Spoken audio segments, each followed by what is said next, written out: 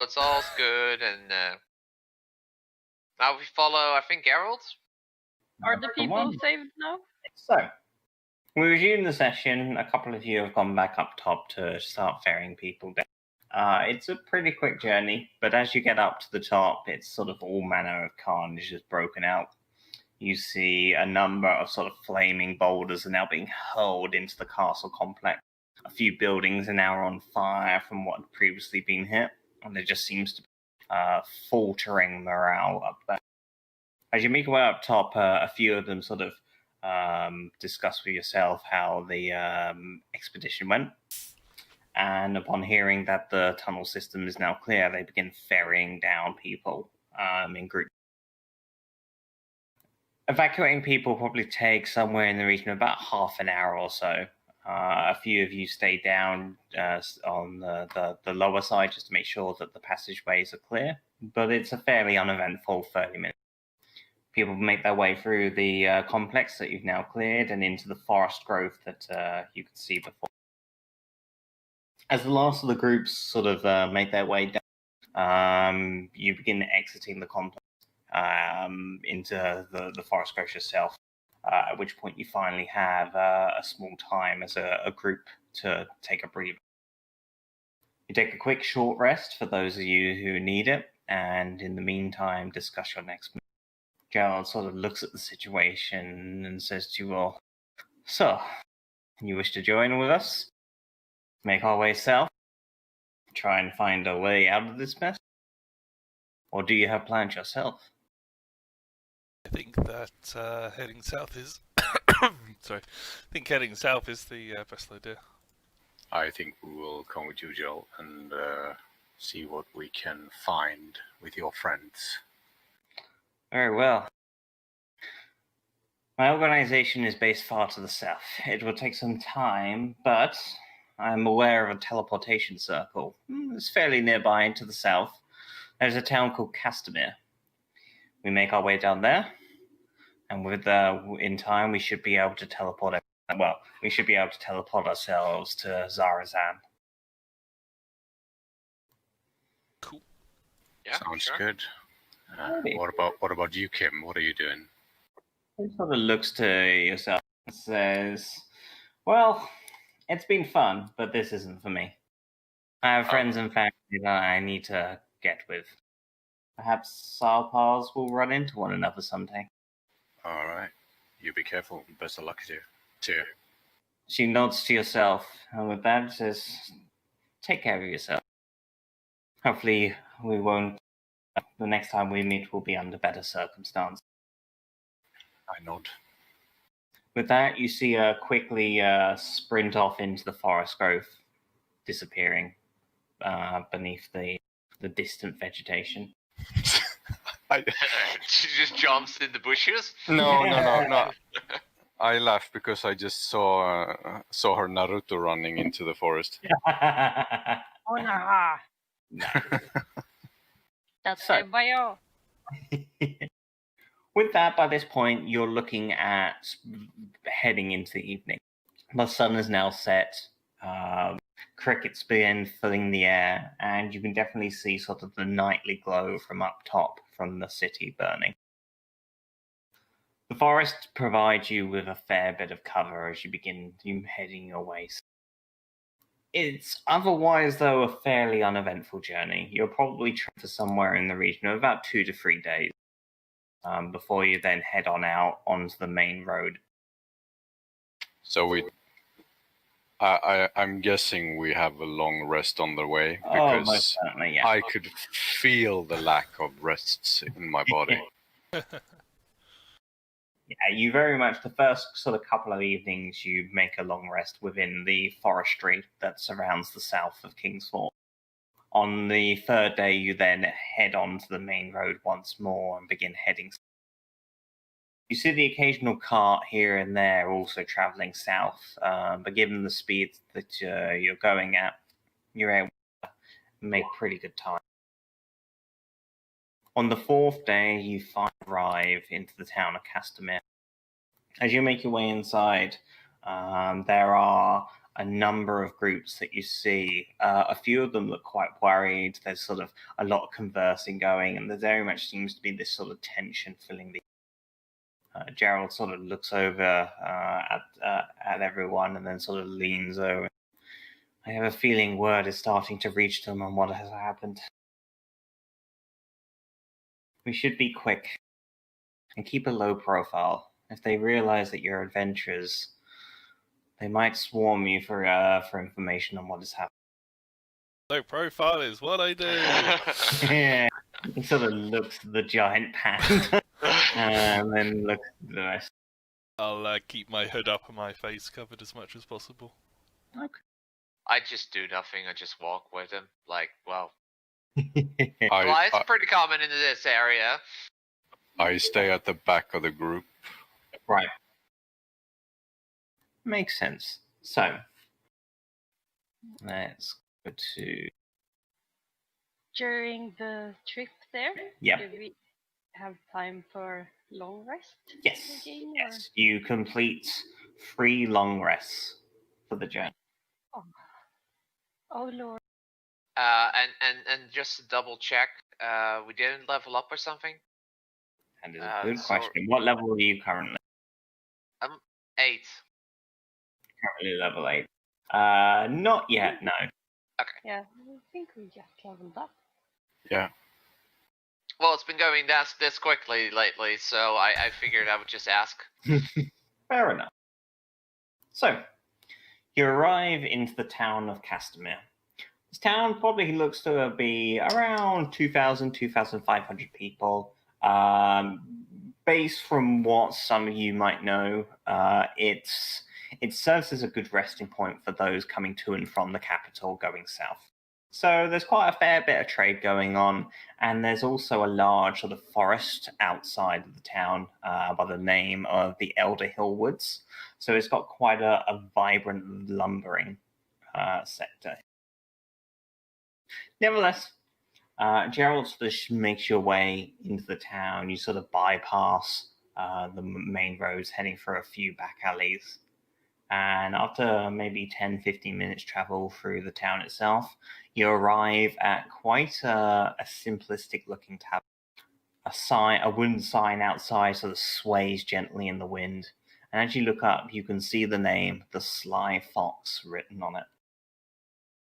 Oh.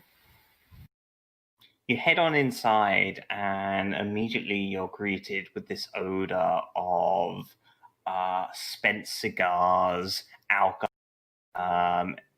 and just general sort of... You get the impression this is very much a working man's establishment.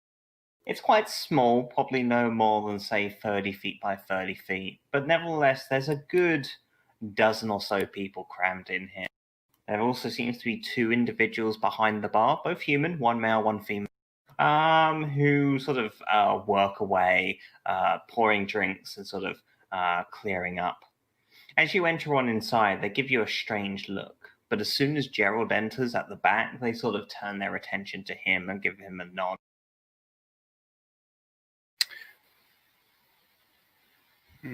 I take an extra look at the patronage. Okay. What are you trying to ascertain? Because the name of the tavern rings a bell from the first time we were in, or Okay. second. That was the Fox's Inn or something. Yep. And they had... their patrons were more the roguey type. I see. They had, Okay. the Thieves Yeah. Guild or whatever in the basement and Yeah. stuff. Make a insight check, please. Okay. So, you give a quick scan of the room. You don't get that feeling from here. You sort of look on up, and a good number of these probably are just honest working men and women. There are, however, a few individuals that strike you as being somewhat different. On one of the far tables, you see a lone man just sort of resting, feet up, with a tankard by his side that's sort of half filled currently. And you sort of give him a quick scan. You can see just tucked away in his robe what looks to be an orb, almost like an arcane implement. Oh? He sort of looks on up, trying not to draw attention to himself, but I rolled very low. He sort of looks on up, and you can see him definitely giving you all a scan over before turning to the barman, barmaid, and barman behind the counter. While he's doing that, I just beeline for the bar and order drinks. Makes sense. So, you see, you sort of, while you sort of just has a quick scan of the room, you don't care about that. You make your way to your bar and you sort of lean. The barmaid sort of moves on up to you and sort of looks to yourself, gives you a quick scan. With the lighting here, she probably can't see your face all that well. Maybe just sort of like the nose and whatnot. She looks to yourself and, what will you be having, love? Our specialty, please. Stormheart Ale it is. At which point she goes off and begins pouring them. She comes back with a large tankard. She says, don't mind me asking, but you don't look like you're from around here. I have travelled many places. I come from very far away. I see. And you're travelling with old Gerald, are you? That's right, yes. Helped us quite a bit. Very well. Any friend of Gerald is a friend of ours. She sort of looks to yourself and she says, that one's on the house. Oh, thank you very kindly. Gerald sort of noses on in at the moment and says, forgive me, perhaps we better go somewhere to chat more quietly. The barmaid leans over and says, we got the back room open. Feel free to go. I walk up to Gerald and I just quite quietly say, is that someone you know over there? And I just jerk my head discreetly over to the man in the corner. He sort of turns around for a moment and lets out a smile, just nods respectably at the gentleman who's resting on the table. He's one of our... He just makes sure that, there's no trouble or anything like that. Okie dokie. This is, after all, a working establishment, but it also serves as a nice safe house for our men. All's good then. As it is. And with that, he sort of moves on to the back room and opens up this sort of quite sturdy iron. It opens on up and you see behind, it's not exactly a conference room, but there's sort of like a large banquet table and a few torches here and there. And various sort of banners in royal blue and gold donning the outside. He says, come, my friends, let's discuss matters.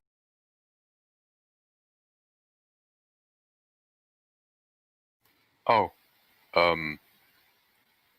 right. I completely forgot food and drinks.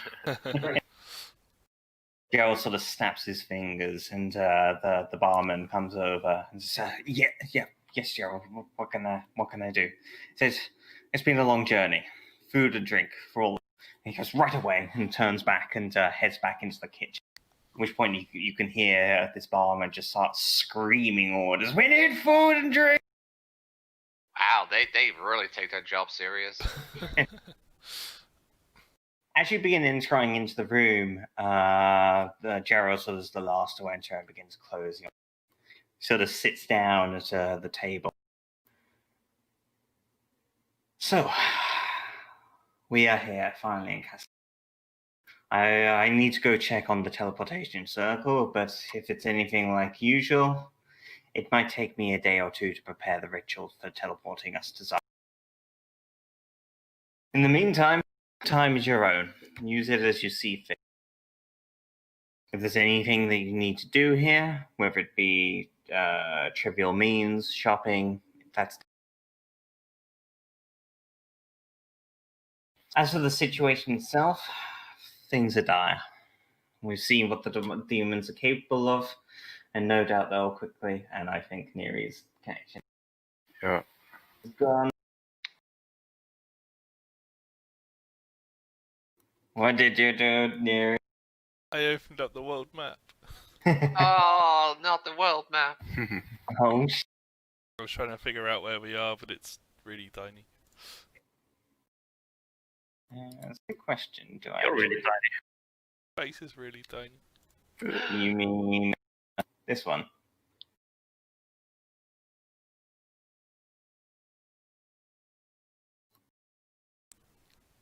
Oh, that's very tiny. So Mhm. open image in new tab. Oh, yeah. All the names are blurred as fuck. Yeah, yeah. I see Castamere at the bottom. Yeah. Oh yeah. That's some pretty good perception roll in there. So, Gerald sort of looks to you and says, "We know what the demons are capable of, and I fear conventional tastic. Hilarious. Fuck. I fear conventional weapons may not work quite so well. The odds are against us, but my organization, we are the keepers of knowledge and have been for millennia. If there is some tool that we can use to defeat these demon kinds, I know they will have it, or at least guidance on where to find it. So what I propose is this. You all know how to wield a sword and use magic. That much is true. I feel that you could be the ones to help us out here. Your knowledge and expertise is going to be invaluable in a time like this. And I fear, with the demons concentrating their control over Kingsford, it will not be long before they start expanding their borders elsewhere. We travel to Zarazan, we find whatever hidden knowledge is there in the Vault of Knowledge, and we use it to our advantage. Do you agree? Sure. Sounds Adventure. reasonable. I mean, it sounds like an adventure. It sounds dangerous. We're probably not getting paid for it, but it's all good. We're saving Payment the will world. have its own reward, my friend. We'll save the world. Oh, What better payment is there than salvation? Saving this world of ours. I mean, gold's pretty good. You make a point. Adventuring is not easy. How about you come with me? I will speak with my order. I will see they make it so that you are handsomely paid. Would that suffice? Yes. Sure. Mm-hmm. Very well. I mean, and if that's not possible, any items that could aid us in our journey would also be appreciated. That is for sure. Consider this an upfront payment, and he tosses a coin pouch onto the table that just sort of impacts, and you just hear a number of coins just scatter inside them. It sounds quite weighty. 50 Does this draw the attention of everyone in the pub? No, you're in the back room that's closed off at this point. At which point the door swiftly opens and trays of food and drink begin passed on out onto the large table that you're all sitting.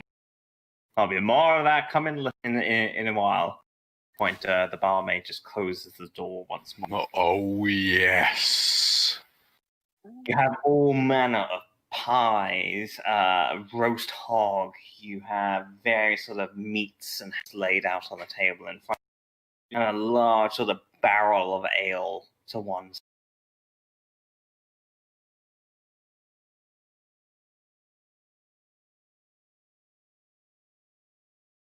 Okay, so Mela, you quickly snatch the pouch from the middle of the table and you begin counting. There's about 500 gold. Ooh. So Prime, I got a question about this town as well. Yes. Because I got some items from the dead. Okay.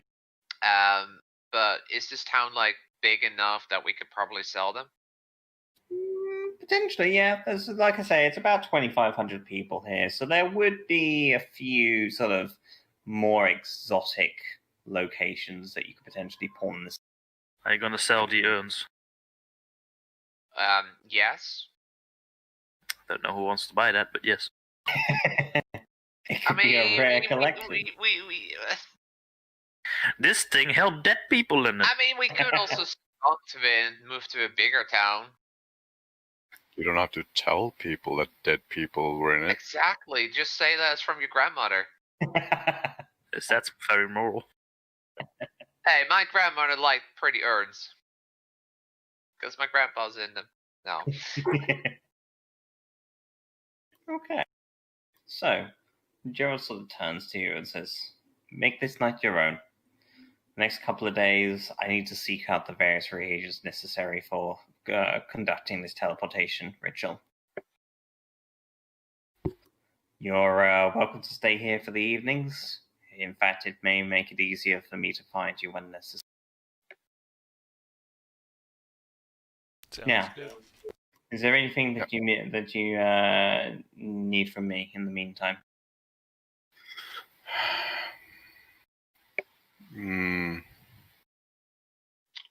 Do you have any recommendations for places to visit? Maybe if someone here needs to buy any supplies and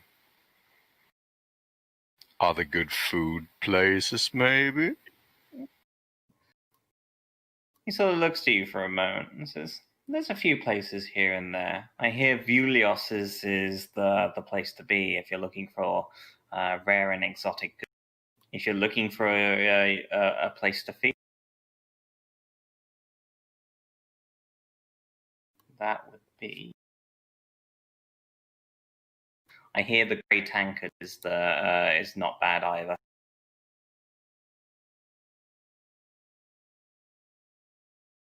All right, we'll have a look. I think Z's might be interested in a good place to find some good alcohol, am I right? Oh, absolutely. Good alcohol is Very always well. good. Then the Grey Tankard is definitely the place for you. I would like to check out the Vidius, the magical items. So, it's quite late at this point. Do you wish to go now, or do you wish to wait for morning? How drunk are we currently? Slightly tipsy. Probably not. Did we have a party item keeper, treasury? Or did we Yes. have... Okay. Alright, Yeah. so she's the treasury. Okay. I Wow. wrote down the gold from the guy. So, you settle into an evening, a well-deserved evening of rest. It's a fairly somber affair in terms of, from Gerald, realizing the weight that's now been put onto everyone's shoulders with the demonic invasion. But nevertheless, you've had a fair few days of quite traumatic experiences, and it's a well-deserved reprieve for you all. You drink, you laugh, you eat. And with that, the night goes on and you finally rest. A new morning dawns. You have a hearty breakfast, and then you set about for what you want to achieve on your off day. So, who would like to do what? To the Great Tankard! I will... It's not often I get a day off. I will go with C. So, To eat and you drink. begin heading on off to the Grey Tankard. It doesn't take you long, maybe 5 minutes at most to find this place. It's off on sort of one of the main roads, and even though you haven't been here before, the town seems quite well choreographed. They give you a pretty good rundown of where everything is. And at worst case scenario, you sort of ask a few people here and there to point you in the right direction, and they happily oblige. The establishment itself is quite large, and even before you get inside, there is this strong aroma of alcohol. It's quite pungent, but it's not sort of debilitating. It's almost like sweet. You make your way on inside, and there are a number of casks of all different sizes, from small handhelds to large, sort of industrial sized. You see a couple of dwarves working away, mixing various sort of reagents together. A couple of them sort of testing samples, and at the far back, you see this large sort of large female dwarven woman just begin sort of writing down on parchment as she begins counting a series of coin. She sort of looks up as you enter and puts a smile on her face. Welcome! Hello. Welcome to the Great Tankard. What you looking for? Everything. Everything, well, my friend, you are in the right place. Name your poison. Whiskey, wine, good old ale. All of the above. Ah, you're a man of culture, I see. Let's start somewhere. Okay. She begins taking you down various aisles of different alcohol substances. Every now and then, sort of one of the dwarves that's working nearby will sort of come up to you and sort of nod if you want to try a sample. Oh, hell yes. yes. You try a good couple dozen various ales, wines, etc. And there are all manner of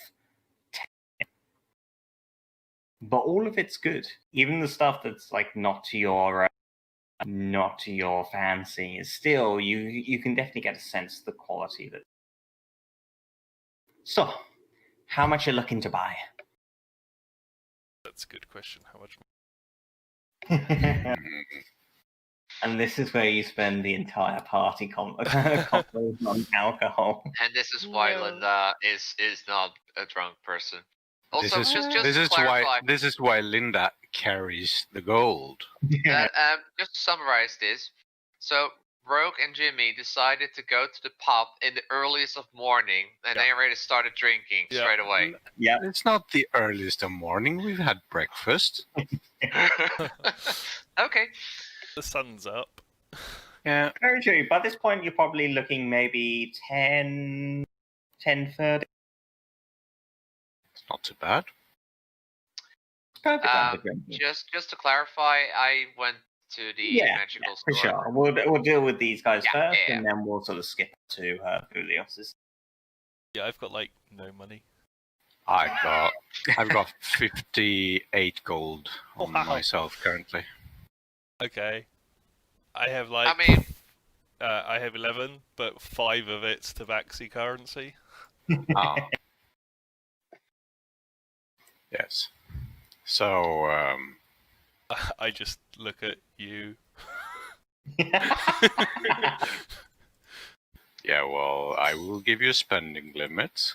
Tell me what you want. How much? Don't exceed 20 gold. I will take 11 gold, 99 silver of one of each kind, 1 whiskey, 1 wine. She looks a bit taken back. Like, even though this is high quality booze, like almost 12 gold's worth is a considerable amount of It's alcohol. quite a lot of money. It's like that's like as much as a noble makes in like a really good month. Yeah.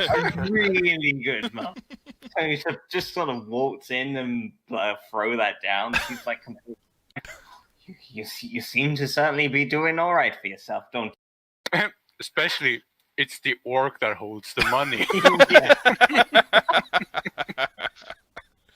So she snaps her fingers, and a few of the nearby dwarves just sort of rush to her side.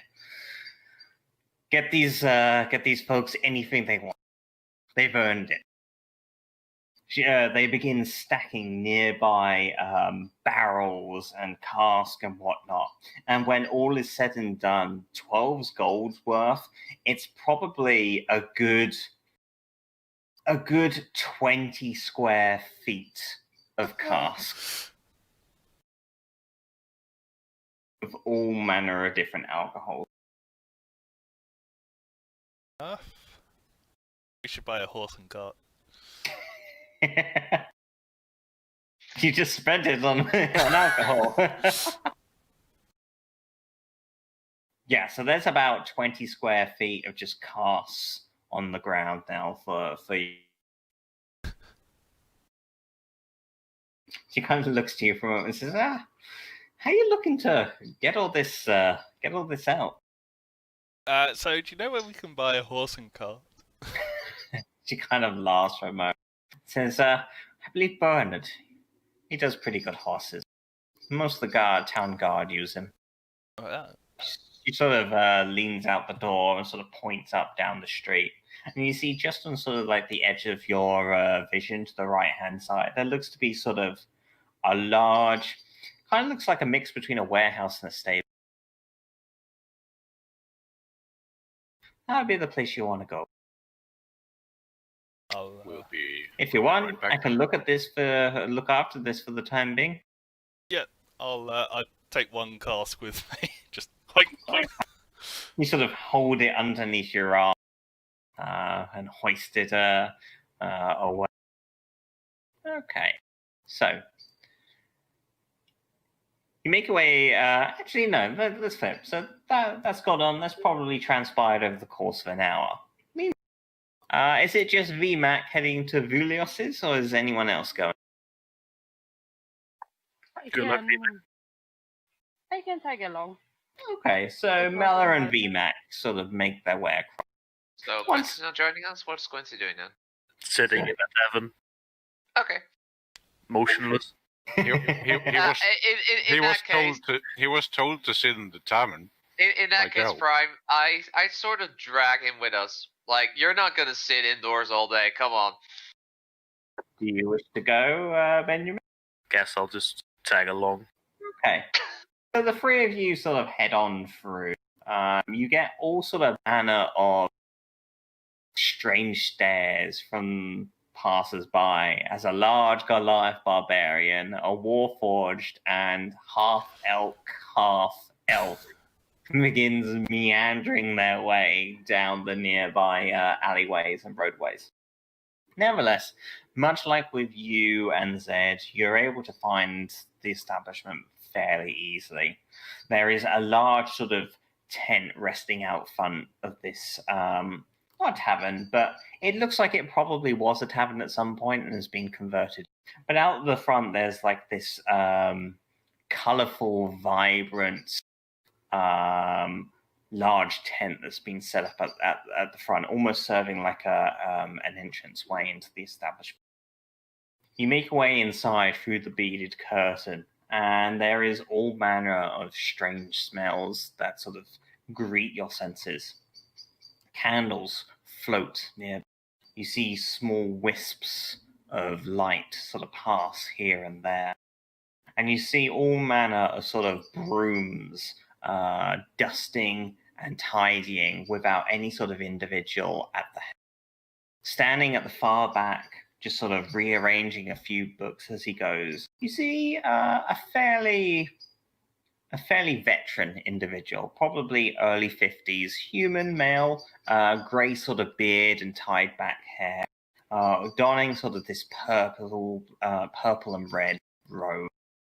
He sort of looks to you all as you enter and turns and, my, you're certainly a strange bunch. Greetings. We were, we were in the neighborhood, and our I friend see. Gerald told us that we could probably find something nice here, so we were Ah, wondering Gerald. what you have for sale. How is the man? It's good. It's good. Busy, as always. Well, he guided you to the right place.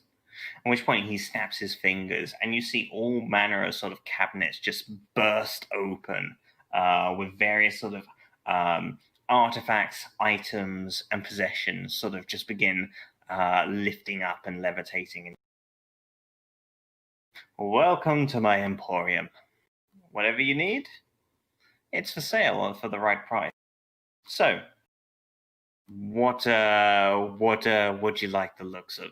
You sort of scan the room, and there are all manner of weapons, armors, robes, as well as small little trinkets here and there. Are you looking to deal some damage or protect yourself a little bit better?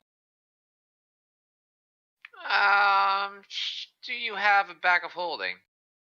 He sort of looks for a moment and says, "Of course. What establishment such as this could be a magical emporium without a bag of holding?"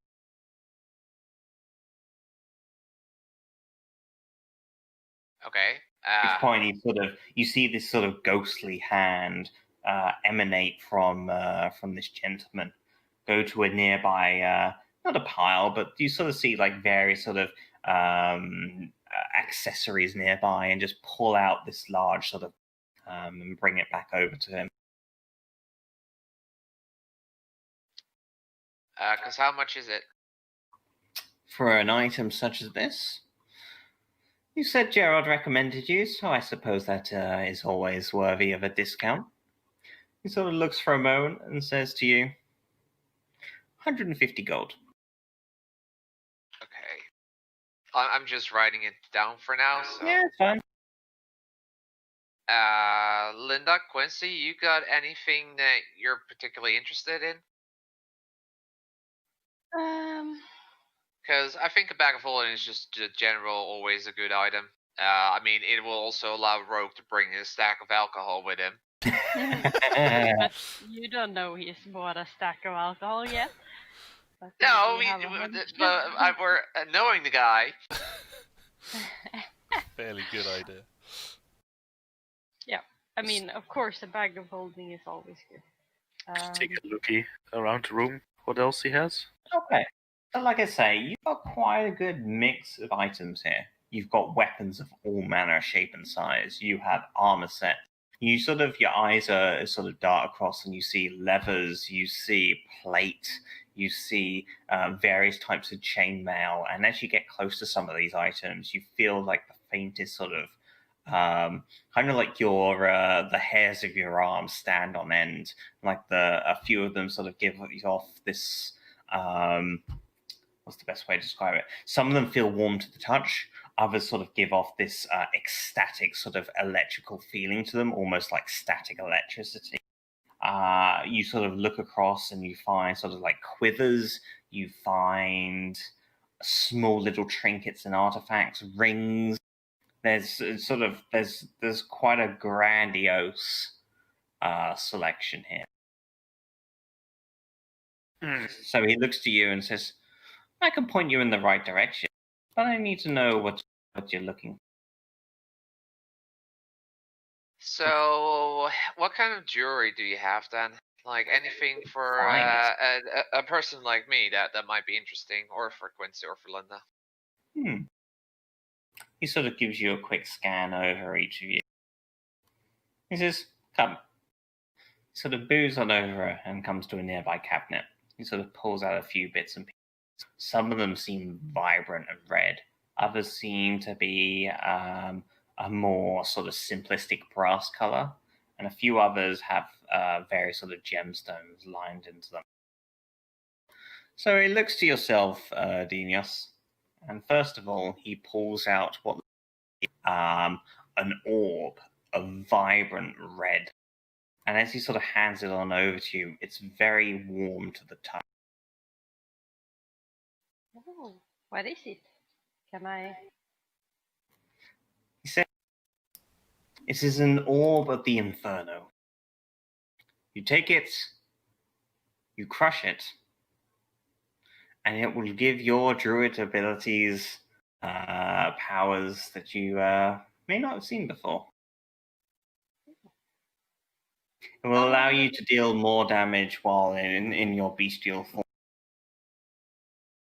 as the spirit of fire stays with you. Is it a one-time use then, I guess? Once it's destroyed, it will stay with you forever. Permanent buff. Right, so it's a permanent passive buff. It is. Ooh. What do you know? What kind of powers it gives? Sorry, you're very quiet, Dina. Do you know? Well, what kind of buff is it? What does it do? Okay, so he gives you the lowdown, the exposition, if you will. If you crush this weapon, the first attack that you deal each turn deals an extra 2d6 fire damage. Ooh. Sexy. Terrible damage. Expensive damage. Fire damage. Mm-hmm. Okay, that's quite nice. So if I hit an attack, Yeah, so the first attack you deal each turn deals an additional 2d6 fire damage. how much does it cost? He looks to yourself and lets out a coy little smile. For yourself, my dear, 350. That's okay, we're just writing everything down. We're not making the price. Then he turns immediately, let's say to yourself, Benjamin. He looks to you and says, I get the impression you like being up front, like dealing damage. Am I mistaken? What gave it away? The shield and rapier? You're an interesting fellow. At which point he pulls out a ring and hands it on over to you. The ring itself seems to be this gold band that has like this faint blue glow to it. It's very, very dim, but you can definitely tell it's there. And there's a large sort of blue sapphire mounted to its top. As he hands it on over, you feel this static electricity sort of course through your metallic body for a moment, Benjamin. He says, that, my friend, is a ring of lightning. It has various abilities, and some of them I think you'll find quite interesting. Hmm? So, the ring has 5 charges. You can expend 1 charge to deal... Let me check my notes here. Okay, you can expend 1 charge as a bonus action to deal 2d6 lightning damage to anyone within 10 feet. You can use 3 charges to imbue your attacks for the next to deal an additional 2d6 lightning damage. The next attack? The next No, all attacks for the next minute. Okay. So 3 charges for like 2d6? 2d6 lightning on all attacks for the next minute. Or you can expend all 5 charges to cast lightning bolt. Is there a fixed DC or is it my DC? It will probably be a fixed DC, and I'm going to say it's a 15. Alright. I'll just look at my fellow party members like, it's a good item. I mean, I get the feeling that he has like all kinds of good weapons, but we kind of can't spend any money yet until everyone in the party knows. I mean, think of the other guys. Mela. Other guys. What do you mean, other guys? I have all the money. Mela. How much? Well, tell me Who- how much that one is as well, and we will see a bit. We'll Because wait. Because does he have anything for me? Because I tend to take a lot of damage. He quickly considering I'm- looks over to Benjamin and he says that this will set you back 250. He then turns to the barbarian. Well, you don't wear armor, so I guess that's that out. But I may have some. I can still wear boots, rings, amulets. He comes to a nearby sort of necklace, and it looks to be made out of various sort of creatures' teeth. He sort of pulls it out for a moment. He says, it's a little unghastly, I'll admit, but it gets the job done. This is a necklace of primal fury. Okay. it looks cool. Fits my gear. Okay. It does. So, he looks to you yourself and says, while wearing it, you crit on a 16. A 16. That's one of my space. OP as fuck. You crit on a 19 or a 20. In addition, while raging, your attacks do an additional d6 in addition to the normal bonus you get. Okay. That's pretty nice. That, my friend, will set you back for 150.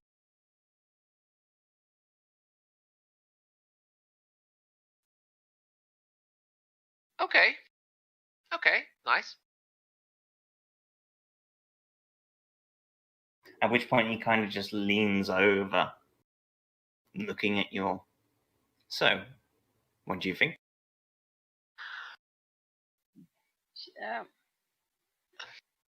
Wondering, like, you said, Bimak, if we should try to get stuff for our other friends who aren't here. How right much gold do we actually have, Dinos? Don't say it out loud. now? Yeah. Okay. No, don't say that loud to him. That's a good point. I'm not saying this. No. Not to the guy who's selling stuff. I just whisper to my friends. We have like 1,770 gold. Nice. How much? 1,770. Don't let the DM know. It's okay. Just raise it up by a couple of 100. He'll never find out. Where the fuck are you keeping this money? In my butt. Where else? I mean, that would be my case if I were to hold it. The tail is removable. It's like a piggy bank. Okay. Well, there's one other thing that I would like the storekeeper to do. Well, I'm sort of like not very sure if I should discuss it with the storekeeper, but I was wondering because I got the 6 jars made of gold. Hang on, how did I actually write all this down? 6 jars made of gold, and I got brass ring, jewels, coin pot, ceremonial pot. Okay. And I'm just wondering, like, if any of these are like arcane in nature. Sort of looks them all over quick. So sorry, can you? What was the list again? So I'll just put it on Roll20.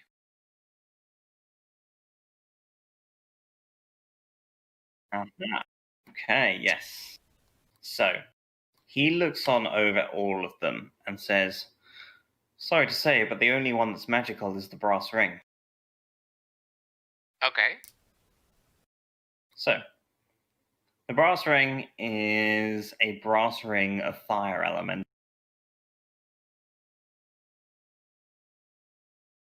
He says, while you wear it and are attuned, you gain resistance to fire.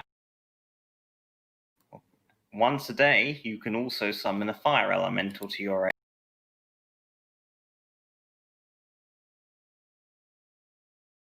Okay, that's pretty nice.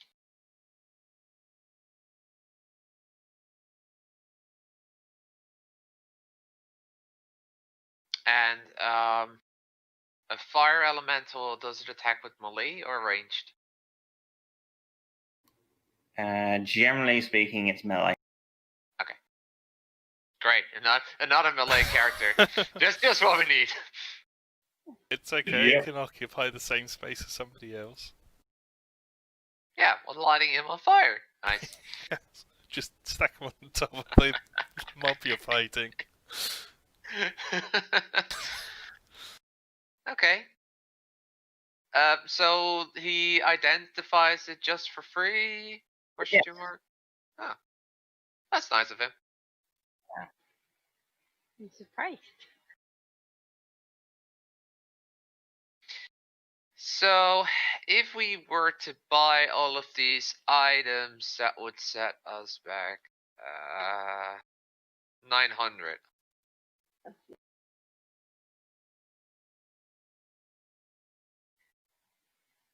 Well, we can afford it, but Well, we could afford it. Then you still got 870 left, and then the other two can pick out something as well.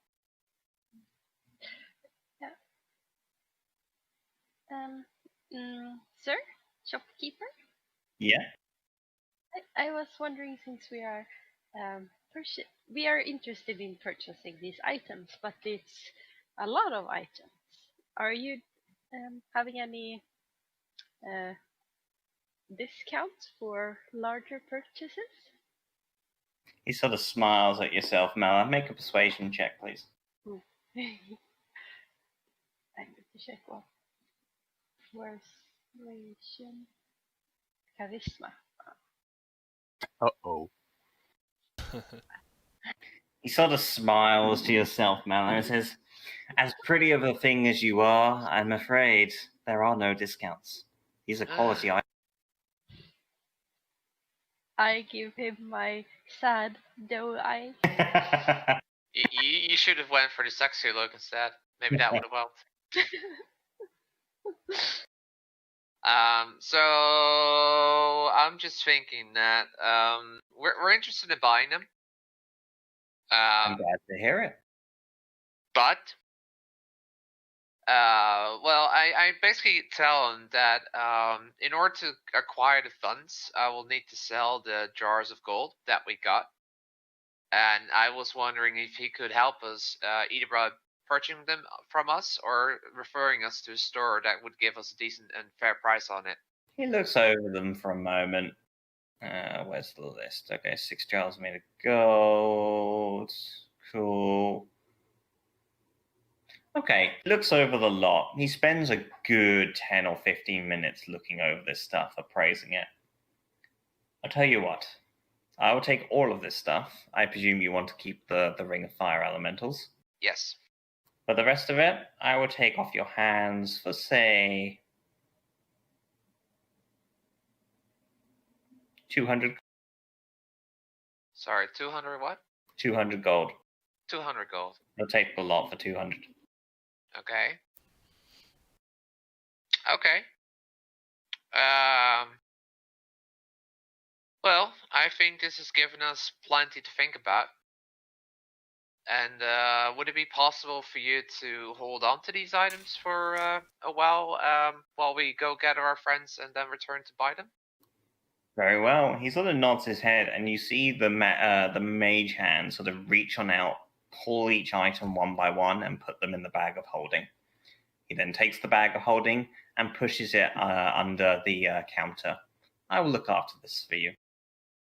Okay. Come back on the next day, and it will be reserved.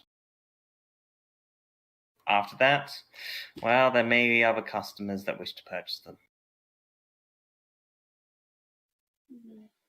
Okay, guys, I just got a brilliant plan. Shouldn't we just buy the things we have now in case? No. I got this grand plan. Because Gerald's making a teleportation method, right? Yes. So we could start a heist, take that bag of holding and all the items in it, and then we get the fuck out with the teleportation. Look, we're not gonna rob a guy who just works here and is friends with the guy we are working with. Are we? No, I'm not gonna participate. That's okay. I was more like looking at Rogue to help him replace it. High stories suck. I'm gonna go and get you. I think he will be in my corner on this. Okay, but I think the general plan is to regroup with the others, because we knew that they were in the tavern, so I think that after this, we can head towards Exactly. it. One other thing I would like to do is there any store that can give me a second opinion about the jars made of gold and all of that? An encyclopedia, did you say? Sorry. Oh, like a jewelry. Okay. I mean, because it's just gold, so... No, fair. Okay, so in leave Vulios's, we then cut back to inside the Grey Tankard, where there are now various barrels out selected for both you and Z. So, where we left off, what were you trying to do? You purchased the supplies? Yeah, And then you were going to try and find a horse. Yeah, a horse. Buy a horse and cart, or at least rent one. So, you make your way up the road to Bernard's establishment. As you make your way on inside, you see a number of sort of this converted warehouse has a number of sort of steeds here. You see a couple of other donkeys as well, and a few sort of stable hands nearby, sort of grooming and treating. At the far back, you sort of see this sort of mid-50s human male sort of sweeping away various and bundling together some hay. And he sort of looks on over to you and begins to approach. Probably not the most sturdy of individuals, but he's not decrepit either. Oh, hello there. Hello. Hi. What can I do for you? We require a horse and cart. Oh, well, you're coming to the right place, my boy. Yes, we heard. We've just come from the Grey Tankard. Oh, nice people, that. Do yeah. fine alcohol. Yes, we need to shift some around. Oh, big spenders, are we? Yes. Well, were. So let's out a chuckle. Well, with that, you're going to need a mighty fine horse, so I would suggest a draft horse is the way to go, and a cart. Yes. Okay. So he sort of looks up and shows you through a near. You get the impression these the horses. They're pretty well trained. They're not the finest of horses, but they'll certainly do the job for you. And the carts fairly. He sort of eyes them on up and sort of pulls out a few. You see various different breeds. But he says he'll do you a draft horse and a cart for 85 gold.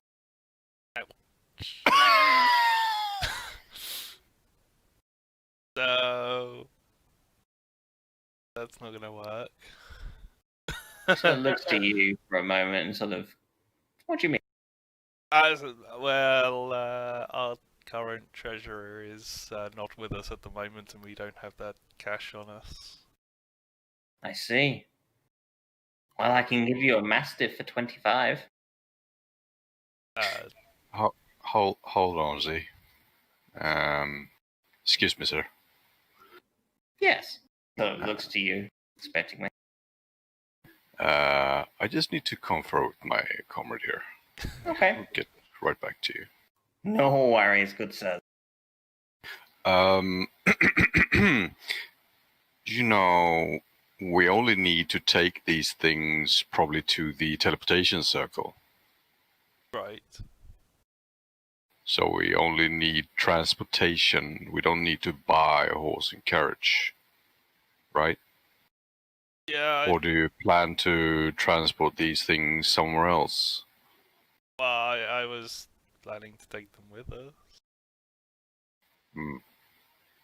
Once it gets past the teleportation circle, we still need to move it.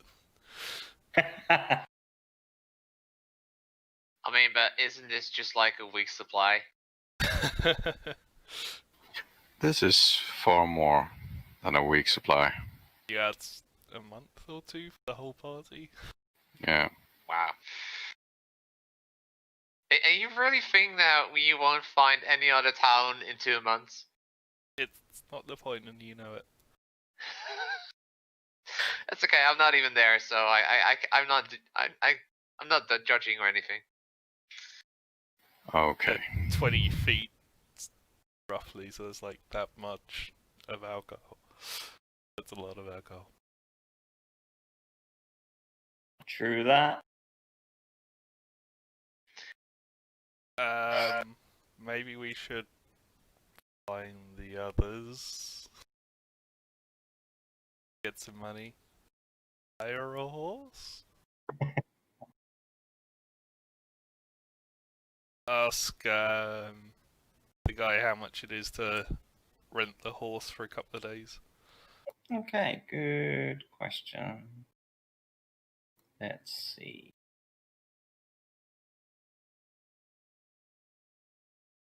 For a couple of days, I'd say, okay, so draft horse is 50, so maybe a gold. Okay. Gold per day. Yeah, the horse and cart combination to rent. It's reasonable. Should we go for like 5 days then? What do you reckon? Yeah, let's go 5 days to be on the safe side, just in case. Oh, well. You hand over the 5 gold, I presume? Yeah, I'll take 3 gold out of my coffer. Alright, I will fill out with 2 of mine. Very well. He sort of whistles to one of the nearby stable boys. And they begin saddling up the horse, as well as moving it outside. I give him another gold and a half, and I say, make that 6 days. And the extras for you as a thank you. Obliged. Start Alright. loading the crates and barrels on. Very well. See, you get on top of the animal. It's a little bit unsure of the current situation, and especially seems a bit spooked by you. But nevertheless, you're able to get a fairly good handling of the situation and trot the horse and cart back over to the grey tankard in next to. A few of the dwarves begin helping on out, load the various casks onto the cart. It is stacked, almost filled to the brim by the time you're done. Nice. Okay, at which point we pan back to Vulios's as Benjamin, VMAC, and Mela leave to go find the rest of you. Is that what you wanted to do? Yes, and look Yes. for different like jewelry to see if he can buy gold. In that case, make a investigation check, please, VMAC. I really need to get a magical item for investigations. I swear. So that's a 6. Okay. So you begin looking far and wide for any sort of establishment that you think might be able to appraise these goods and give you some idea of what they're worth. You come out completely empty. You sort of look on over here and there to find anyone and everyone, but they sort of just pass you off and say that they're not such as an establishment. Well, I tried.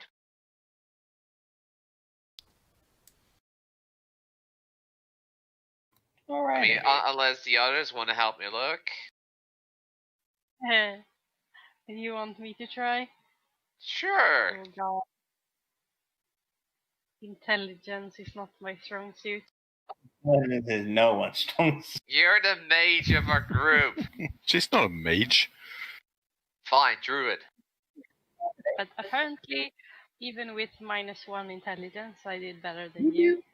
So, you sort of scour the various sort of alleyways for a good close to an hour before you kind of just give up with VMAC taking direction, Mello, and you begin looking and guiding everyone yourself. You do a far better job. And within 10 minutes or so, you're able to find a small little family-run establishment by the name of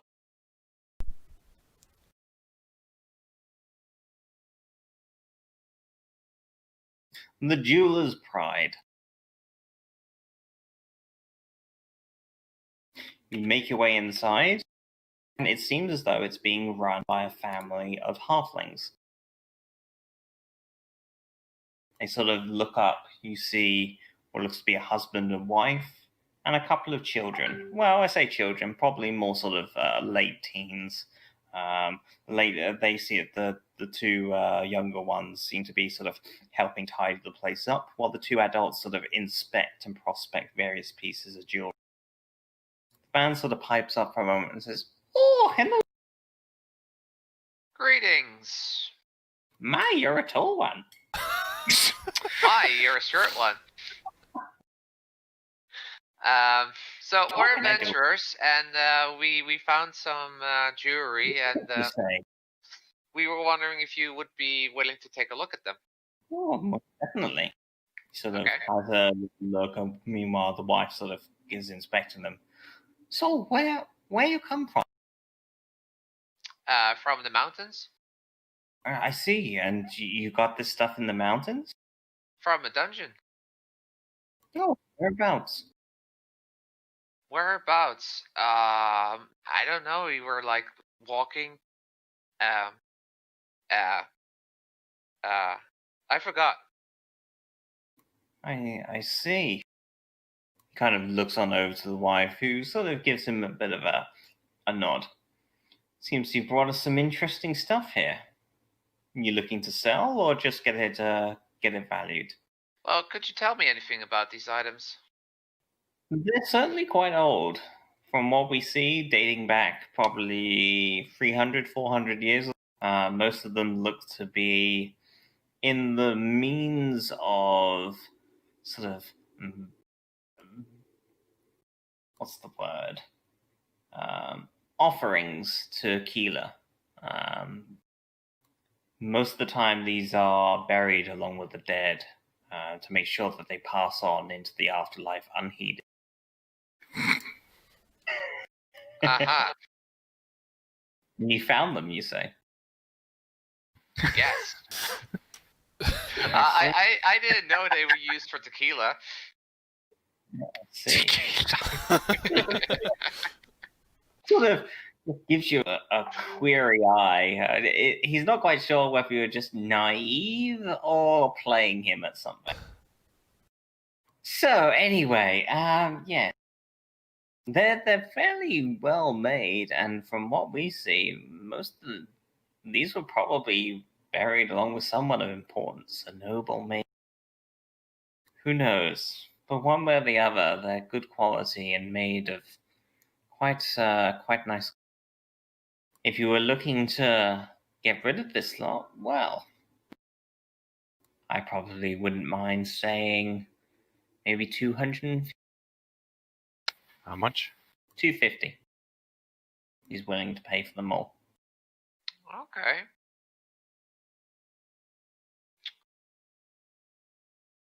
And do you have anything that you would be able to sell to us? That He we kind of like use looks for around the shop.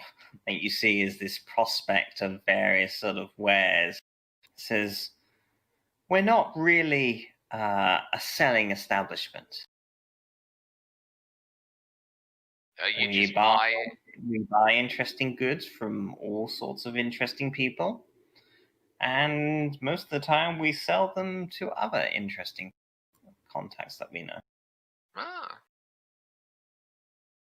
Well, because I mean we're adventurers, so if you got anything worthy of our time or that we could use in the fight, That's fair, but unfortunately most of the things that come through these parts, jewelry, etc., are not magical.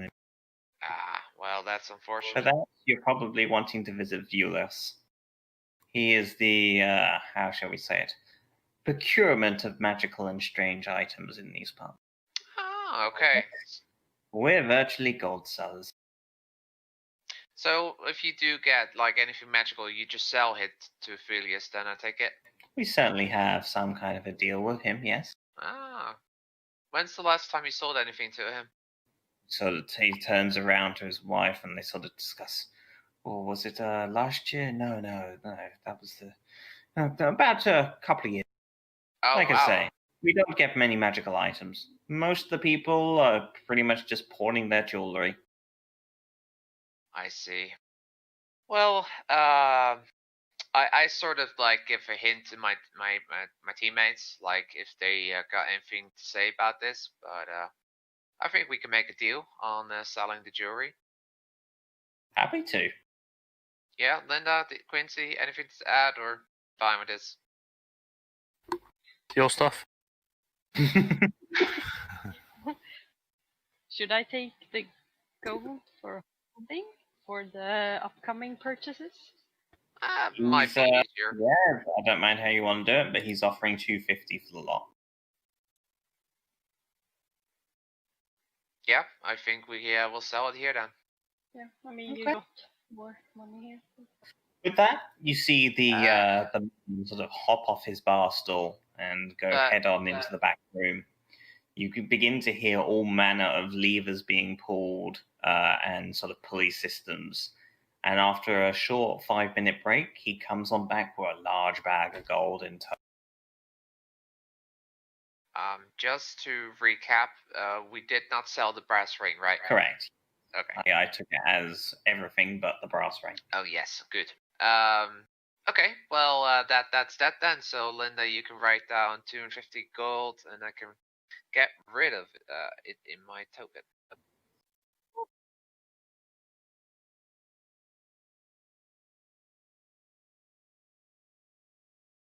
And from here on out, I think we will head to the the Great Land? The Grey Tankard. Tankard, that's the word. If you pull up outside the Grey Tankard, you see an unusual sight as various sort of streams of dwarves are loading this cart with Z sitting on top of the Okay. Do we want to know? Stroking the horse. Good boy.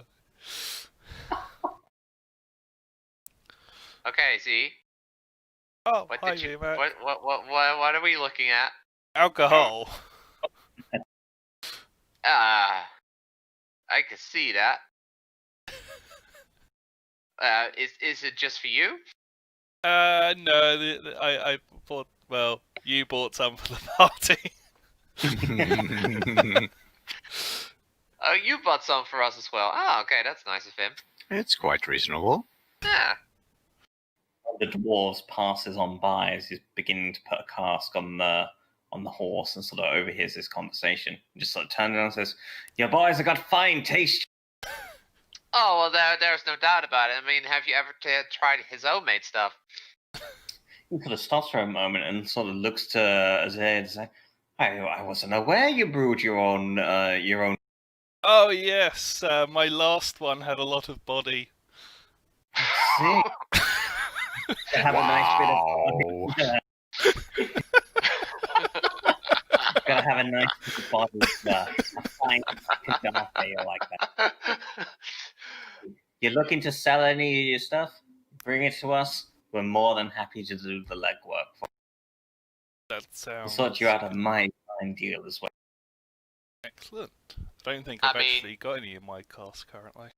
I think by now you've probably drunk it dry or gotten rid of it. Because we didn't find any things in the last town. You didn't, unfortunately. No, it's been a few days since you've been able to find anything of substance to get a brew going. Oh, that's why you're buying so many. Yeah. You're just craving for alcohol. Yep. I mean, we had some last night, but okay. So, well, while you guys were doing this, we went to Philios. Oh yeah. And yeah, it was a pretty interesting store. And we were thinking about buying a bag of holding for the group. Bag of holding could be good. Very It could be good, yeah, because we tend to carry around with us a lot of stuff. Looks at the carriage. I don't know if the bag of holding would be big enough to hold a cask of ale. Some of the smaller casks it'd be fine. Like the bag of holding can hold it. It's purely the dimensions. Yeah. Some of these are like industrial sized barrels. You're not getting them inside the bag of holding, but you'd probably be able to get. You quickly eye up the contents of the cart, and you could probably get half of it inside the bag of holding. So That's very nice. that's something that we were considering buying, and other than that, he is selling some very interesting magical items. But considering that if we were to buy them, it would be sort of like coming from the shared treasury. We felt that you guys would be interested in taking a look as well before we purchase anything. Yeah, sure. Sounds interesting, right? See? Yeah, I mean, I've got magical items as such. I've got my Swift Song and my cloak. I think that should be enough for what I need, but Who knows? He might have something of value for you, but you can always just come take a look. I mean, the store's Wait. pretty interesting. I mean, the moment we went in there, he was all like, Hey, "Yeah, VMAC. Have you bought all this already? No, we have not. How much are we talking about? Well, considering what we all saw, we were looking at around 900 gold. You sold stuff as well. Yes. Well, I mean. Oh, you mean the result of your grave robbery? Is that what? You knew nothing about that. I'm sure there will be no consequences as a result of grave rob. I mean, it's just the god of tequila. I mean, what could go wrong? Yeah, it's only the god of death. What's the worst that happens? So, so yeah, you guys interested in taking a gander as well at this stuff, or you fine with us just making any purchase and just? I mean, I could take a look. I've got this fine axe, but I mean, yeah. Bag of Holding definitely sounds a productive thing to buy. Should we maybe should we drive the horse and carriage over to where Gerald is currently? Let's take it with us for the moment. Okay, yeah, sure. So the party goes to I forgot his name now. Vilios's? Vilios's, filled with a carriage filled with alcohol. You ride the horse and cart down the main road. Fairly easy going. Definitely Z, you seem to be getting the hang of this pretty quickly. And sort of all smug with your cargo of ales and wine, etc. in the back.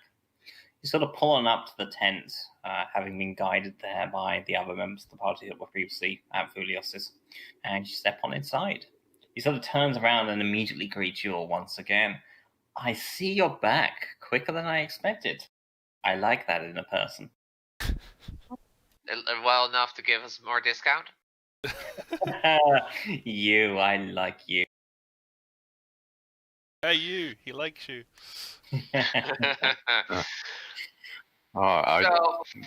We haven't met. Julius, at your pleasure. My name is Yu. Nice to meet you, Yu. We don't see many of your kind around these parts. No. I reckon the most encounters you have aren't very friendly. Well, I wasn't going to say anything, but you would do blah blah blah. Let's start that one again. You do a good service to your kind. Well, thank you. Now, on to business. At which point he claps his hands together, and all the various sort of floating candles that are around just begin to burn this bright sort of red. See, this was the party trick I was telling you guys about. It's pretty awesome. You wish to purchase the items that you set aside previously, yes? Yes, but we want to. Well, we were wondering if you got anything for these two. I mean, because otherwise, all of us would get something, they would get nothing. You can point to you and if I may give a recommendation, our little monk Z really likes alcohol. So if you got any item that relates to that, I'm pretty sure he would love it. Yeah, I'm standing in the doorway, looking in, and occasionally looking back at the cart, making sure no one's trying to steal anything. All dreamy-eyed. Okay. Oh, this I can work. Thanks for putting me on the spot, guys.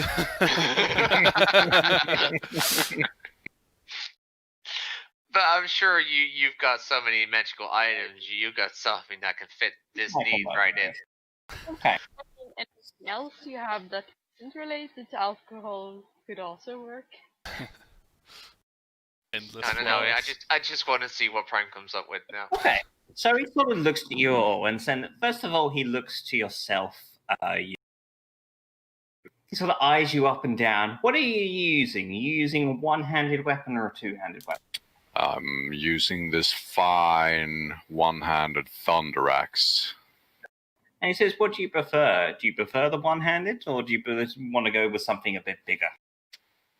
I do prefer one-handed together with this shield I have on my back here. Nice. Nice bit of variety there for you.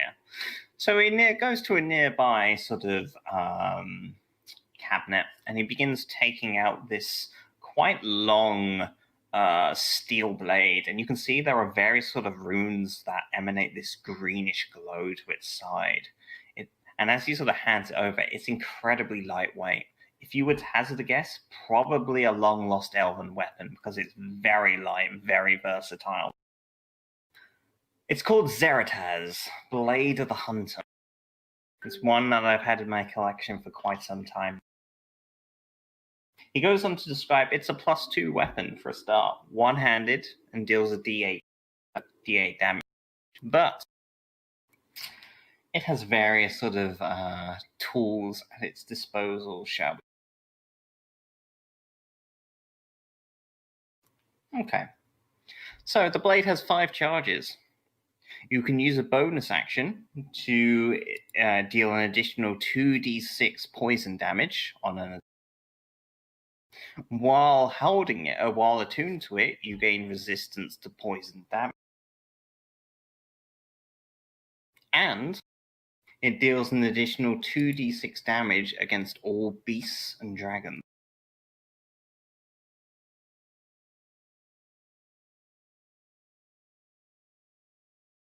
How much extra to beasts and dragons?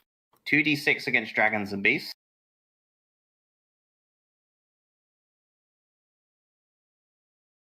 And what was the first part? Regularly 1d6?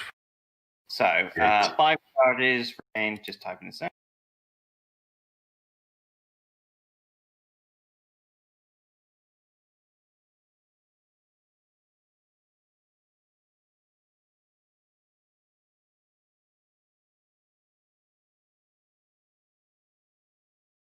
Alrighty, 2 seconds.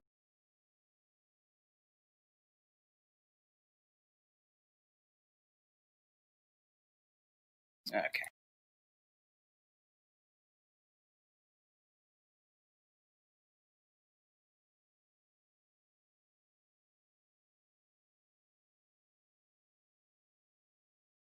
Meanwhile, he looks to yourself, Z. So you like alcohol, yeah? Yes. It's got a small cask. It's not big. It's very much a small little portable handheld size. I came across this some time ago, and I think for yourself, it may do one. There is an organization of monks. I can't remember the name. It was a conversation I had a while back. Nevertheless, one of their members came through these parts and was willing to bestow me a few secrets. Take a swig at this. You'll be as nimble and agile as ever, able to defy the laws of physics almost.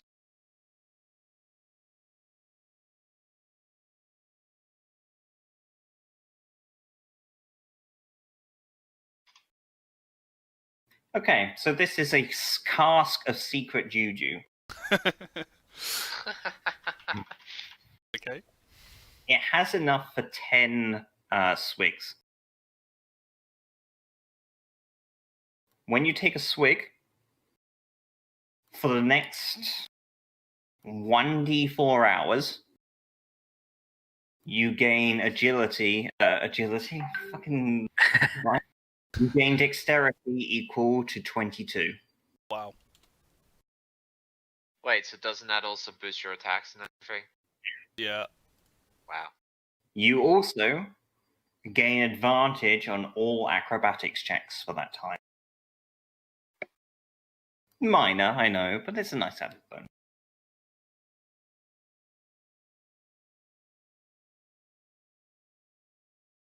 That would be insane. Only 10 charges. And Only 10 charges. Take And how do you refill it then? Not. Looks to you and says, I might have the means to conduct some more. If you ever run out, bring it back to me and we can have a little peruse at making a deal with one. Nevertheless, it's not easy to make, so don't expect it to come cheap. tempting. But Be right back. Okay. What are the prices for both of the items then? Okay, Zeratas is going to set you back a mighty sum of about 400. Okay. Cast a secret juju, a little bit less. He's going to offer it to you for about, let's say 2. 200. 200.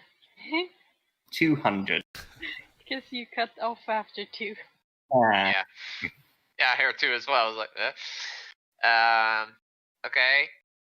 One more question. Because, you're also using a axe currently. Yes, I was about to ask Sir Fulios. You don't happen to be holding any shields? The one I'm currently carrying is just a regular non-magical shield. You don't happen to hold anything? I don't have anything particularly spicy at the moment, but he does sort of pull out a shield. It's a basic +1.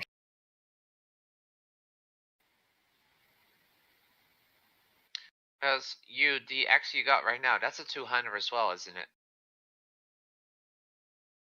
The Thunder axe.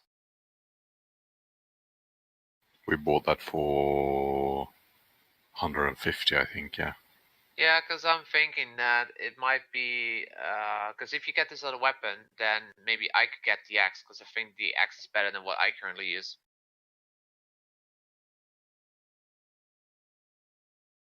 Or you could take the blade.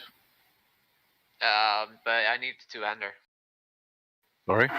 I need a two-hander weapon. The axe I'm currently wearing is, wielding is one-hand axe. Oh, it's one hand as well. Oh. Yeah. I mean, I you could. I thought it was a great axe. No, it's a magical battle axe. Ah. That it be. It's the one you got from the other orc. Yeah, no, I was completely wrong then. Okay. What we actually get if we sell the axe then? You're looking to sell? The axe that Jimmy has, because no We'll one was in scan the through it for a moment and says, it's well used, but it's got some magic left in it. 100 gold. 100? Sorry?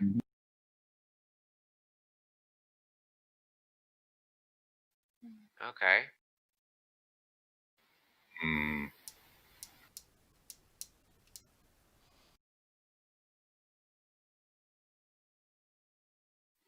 Okay, how do you feel, guys, about this? I think we should just buy everything and sell everything. Yeah, because we know that these monsters have been coming out of the portal. I'd rather have a good defense than a full bag of money at this point. I agree. That's why I'm saying that we should probably just buy everything and sell, sell the axe as well. Yeah. Let's calculate. Did you write down all the prices, Dinos? Otherwise, I did. Yeah. I mean, I'm happy passing on the Cask of Secret Juju. Yeah, but it makes kind of sense that everyone gets something. But Or you can see if they had something else. it's not.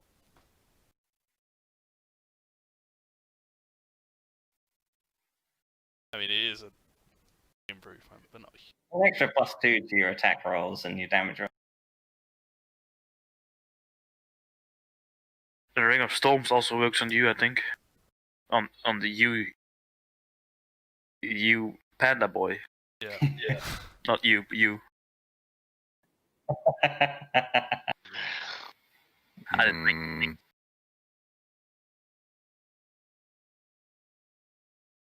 I have my oh fucking roll 20.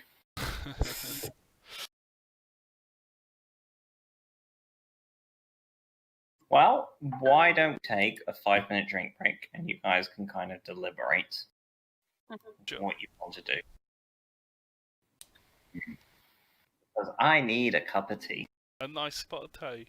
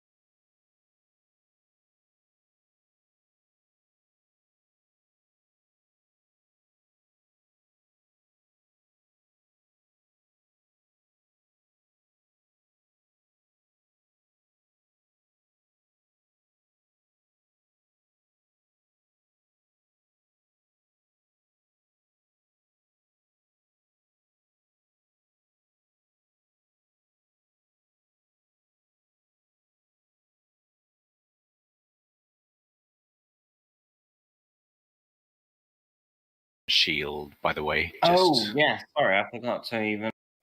We'll go with a nice and simple 75. Oh yeah, Prime. Yeah, what's up, man? I need you to look through notes from 20 weeks ago. Okay. Or maybe you remember it, but the shield that I found in the lair from the cultist. Was it a special shield? It was not, no. It was +1, but didn't have an effect, right? It's just +1. Yeah, okay. Cool. So it's the same as this one. Yes. All that was different was like it had like carvings in it. Yeah. Yeah, the style was different.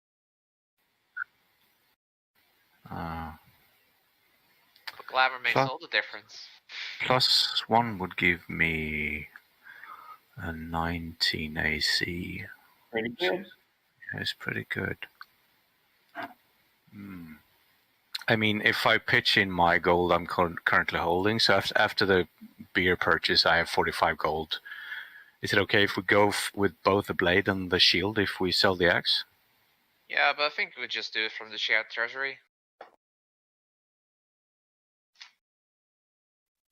I mean, it doesn't. I mean, 45 gold is like a drop in the ocean. Wow. Okay, sure. But I mean, if you don't mind, both the shield and the sword then, and we'll sell my axe. Okay, so we're settled. Are we buying everything, or was it? Are we buying the Well, juju? Did No, you I'll say just. you wanted to do? I'll be happy with just the bag of holding. Are you- No, dude. There you go. Okay, does that mean that Rogue also gets to hold the bag of holding? No. or do we not trust him? And because we're worried he will just chuck his alcohol in it. I mean, he should chug his alcohol in it, but I mean, What about Mela could still carry the bag. 2 bags of holdings? We're not buying 2 bags of holding. 1 for general stuff, 1 for alcohol. I mean, Yeah, what if we exactly. just buy a bag of holding and you just fill it up with just pure alcohol inside of it, and then you can just drink from it? Look up. Julius pulls out in the second bag of holding and says, I have one if you want. Gestures.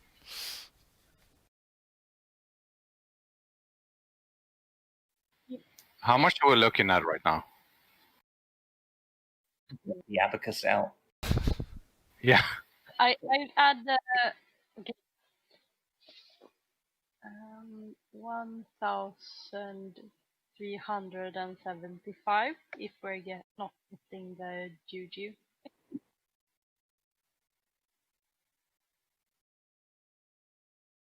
So it sounds like, especially if you sell the other bits and pieces, you'll have enough, but you won't have that much left over.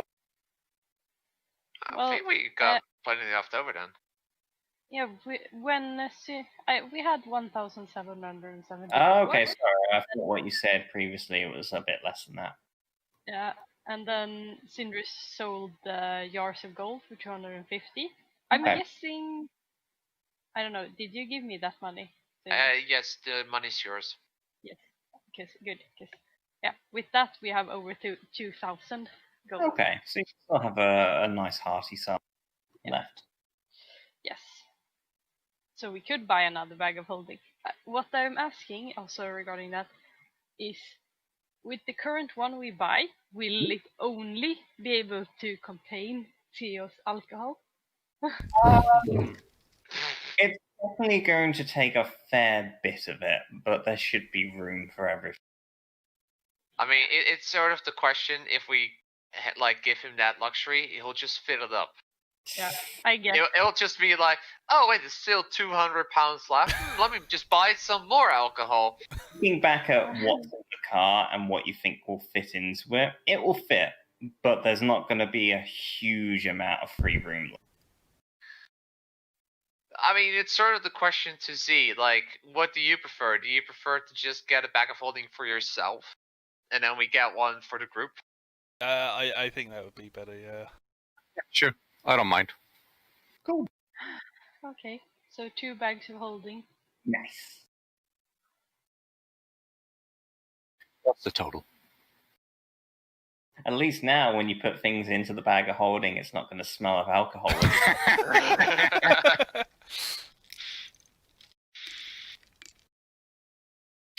Just put a straw down it and see what alcohol comes up.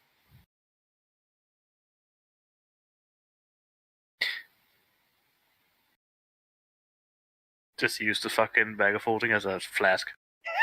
Yeah. Yeah. Yeah. Get rid of the Yeah. containers, just pour it in.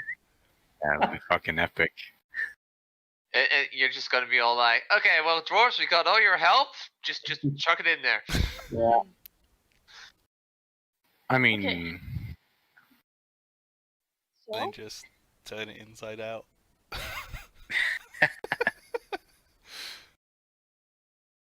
Fucking Okay. tidal wave of alcohol washes people away.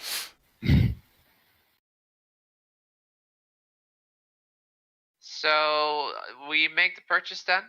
Okay, Vulius considers the deal well done, hands over the various items that you're purchasing, takes those that you're selling to him. I kiss the axe goodbye. I'll see you in another life. Take good care of him. It's obviously served you well all this time, he says to you. Oh yes, it's been fantastic. I will Feeling make the sure heart it goes to right a down good your home. Thank you. Is Ring of Storms a human? Yes, it will be. Alright. It's my rapier I have at the moment a human. Which rapier do you have, sorry, Benjamin? It's like the Dagger of Colding. Dagger of Cold that I got before and it turned into a rapier. I'll say no. Alright.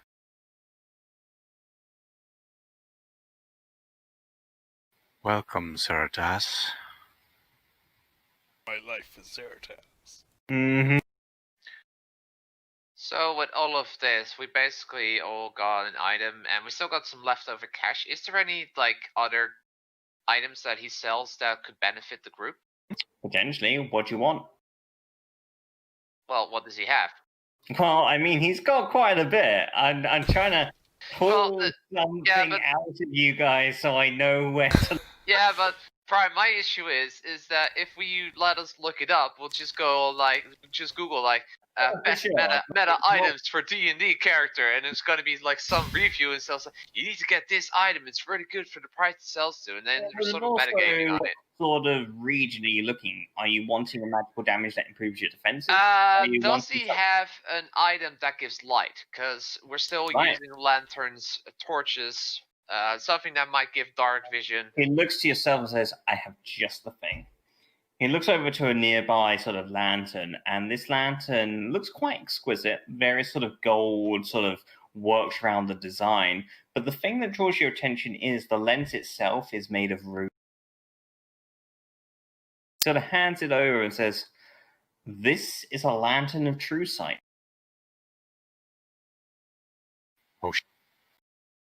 Ooh. And what does it do? Serves as a regular lantern, but it also has the benefits of true sight. Sight beyond sight, as they shine it at anything, and it will reveal to you its true form. That could be helpful, finding shape-shifting demons. Yeah. No more Doblos. A cast of So oil anyone will- we encounter from now on, just gonna hold a lantern in front of it, like, are you a demon? Tell me your secrets! A flask of oil will last an hour, but unlike a torch, you can turn it on and off. Okay. Doesn't sound that powerful to me, to be fair. But it gives you true sight. Yeah, you see invisible foes as well. Is it like if you use the lantern, everyone can see true sight Yeah, around it? it seems like the magic is imbued into the lens. Mm-hmm. But does it also give light? Yes, For- it serves as a regular lantern as well. Yeah, it's pretty swell, then, isn't it? Hang that thing on your head. It will reveal shape changes, in magical traps, secret doorways, things of that nature. It's also like a lantern which you can hang on your belt, right? You don't have to hold to it. Correct, yeah. There you go. Okay. How much is it? You've done me a fine service, so I'm willing to offer a discount. Oh, now you're ready to offer a discount. Yeah. 400. Oh god.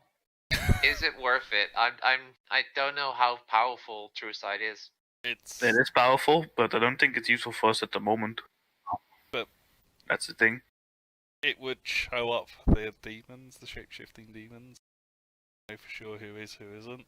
Secret doors. So before we murder an entire church, we can check if they're actually demons. Yeah.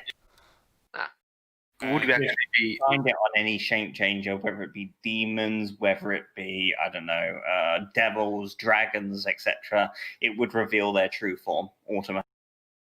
Would we be able to see true illusions with this? Yes. Okay. Yeah, then it's worth it.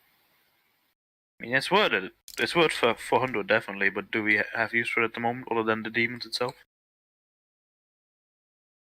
400 is about the most expensive item we have bought so far. For all we know, we might have missed a shitload of secret stuff because we didn't have the lantern. So we don't know how useful it might have been. Well, So this is there was that one guy that escaped through with the invisibility potion. We could have caught him. That would have saved us so much hassle. But also, like, it's good for 1 hour. Does it recharge itself? It's a regular lantern, so you put more oil into it. I'm just saying, flask of oil that you put into it will last an hour. So it costs you oil to run. Yeah, that's no biggie. Yeah, flask of oil's what, silver, copper? Yeah, it's not expensive. That's all.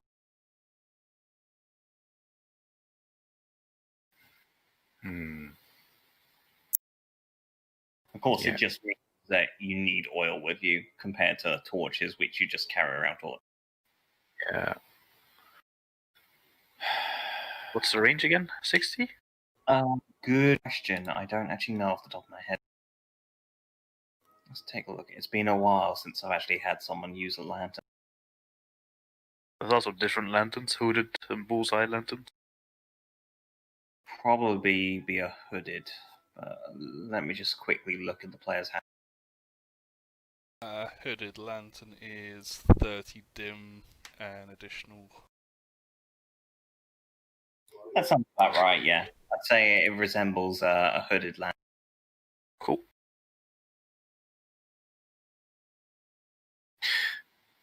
Anyways, I'm okay with this investment. And I will go pee. Okay. Alright. It's a non-combat investment. I don't like it. What is this non-combat shit in my D&D game? Does it give me more armor? No, more health? Actually, Oh, damn thinking it. about non-combat stuff, we should have bought something for investigating. Curses! We should have bought something for that. Well, I mean, this kind of is. If we're investigating invisible things or secret doors. Yeah, I suppose. Traps? Would it seem? If they're magical in nature. Magical traps? Mechanical traps, it wouldn't, no. Hidden traps? They were hidden by magical means. By illusion. I mean, to be fair, we're going up in level. I'm sure that the kind of traps will also be higher level, thus magical. Right? Makes sense? I mean, we're so proud of ourselves now, we won't fall for a simple pitfall trap. It's okay, I have a +10 to acrobatics. I mean, how does that help me? He can cartwheel while laughing at you. Yeah, because when you fall down the trap, I can just cartwheel across your head. How do you have a +10? I took 1 level in Rogue. Oh, you got expertise. That's why. Okay. I looked at ASI and then expertise. I was like, do you know what? This is better. What's your dex then? Is it still 20? 18. Absolutely disgusting. Level 8 and not have a max stat yet. Oh, oops. But I get +10 in acrobatics. It's really nice when you get to do a cartwheel over Syndus' dead corpse. Yep. In a pit.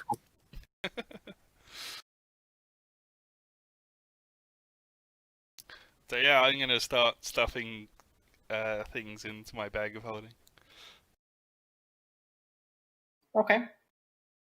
How much weight-wise of the alcohol is there? Sorry, dude. Can you repeat that one again? How much weight-wise of the alcohol is there? Let's take a little looky. So it's probably filling a cart to the brim. What is the cart's carrying capacity? Tool. So that's not what I want. Cart. So carts can hold about 200 pounds. Okay. I will add bag of holding weight. What's the decision on the lantern? It's still up in the air, truth be told. Okay.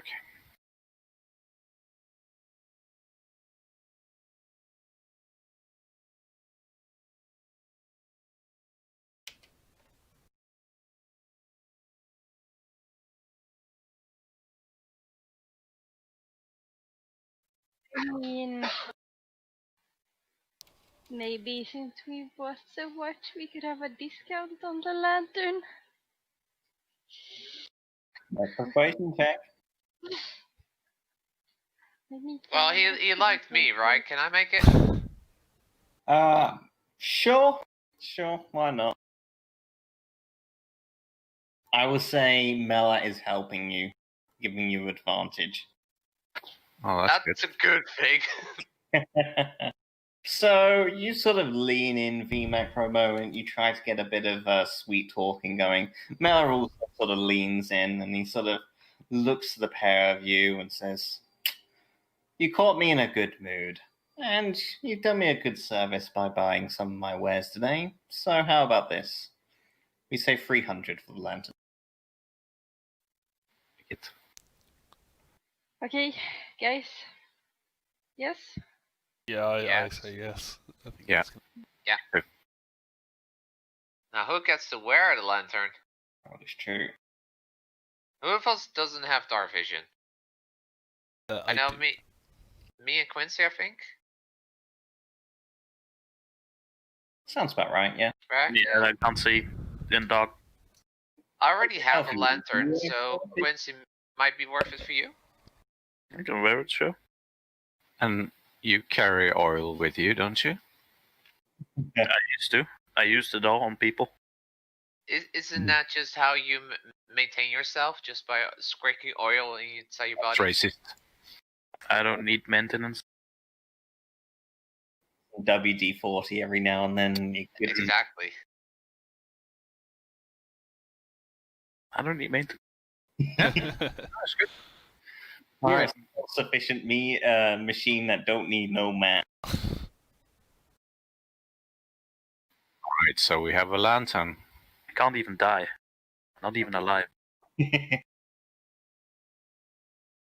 being too hard on yourself. No attunement, I assume, as well. No achievement on the lantern. Lantern of True Sight or something.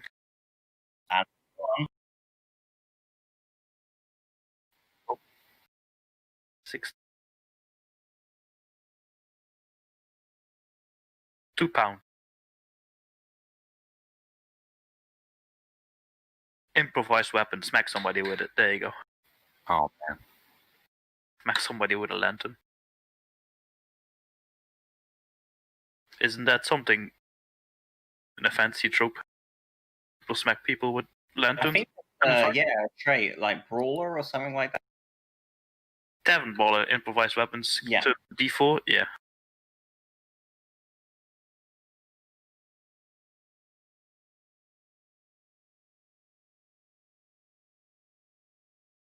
Well, I think we've made some good purchases. Yep. All our money just gone like that. Oh, not all of it. We still have like 250 gold something. Loads. We rolling in. Splash the cash. So Still- that still- means we can buy more alcohol. Still more money than some people make in a lifetime. Yeah. Very much. Now we're I ready realize that. for monsters. So, is there anything else that you wish to do for the meantime with your time off, or are you quite contented with your shopping purchases? I might buy a new lion's cloth. Very well. Loincloth? Yeah, loincloth. You know what hides the private parts. You know, Mela? What? How much money is left? 295 gold. that's my 45. I could take some money and buy academical regions. We could also divide the money, so we start at 0. What? No. What mad is this? Nah, this is Very- high quality communism. How much? How much do you need? I don't know how much these reagents are worth, but 25 full health potions.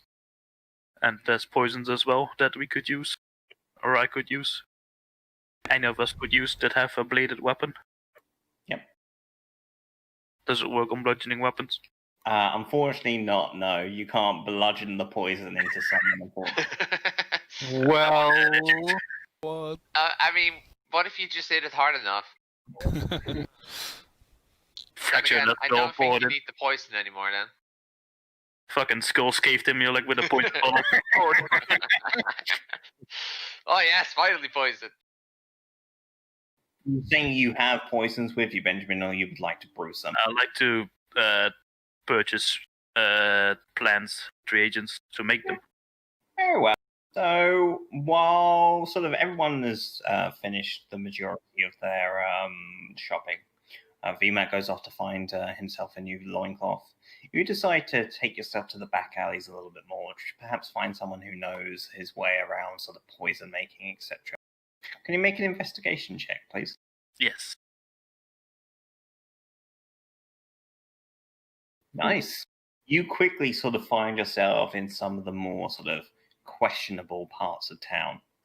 You go up to a back alley, a few individuals sort of lurking around, and after striking up a conversation, you're able to tell that they know their way around poisons.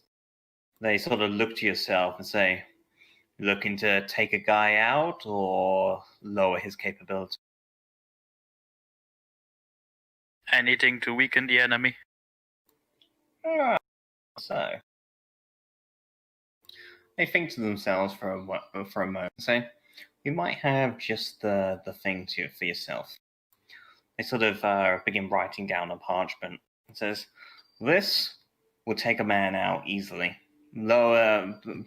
Make them barely able to defend themselves against yourself. Easy pickings, as we say. We use it a lot when we want to take out a target who knows how to defend themselves. You hand over 50 gold, we teach you how to make it. Be right back. I need to speak with the treasurer. So what? That's met. Speak to the Is that manager. recipe? Or is that? So basically, the agreement is you hand over 50 gold, they'll tell you how to make it, and then you can just make it from then on, providing you have the real. Yeah. And it's the straight up damage or the weakening one. The one that they seem to think that you want is a weakening poison, so it would debilitate anyone who is infected. I probably know a few basic poisons already, right? Yeah, of course. Yeah. So Yeah, you're pretty seasoned at this, but more so with the way how I sort of take it is you're just sort of broadening your horizons, and these guys that you've sort of been able to stumble across might be able to teach you a new thing or two. Yeah, I'll say them. I need to speak with my treasurer. Yeah, all good. You are back. Mela.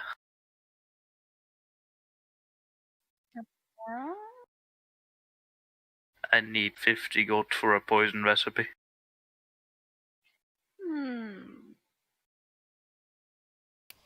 It's a team decision, I would say.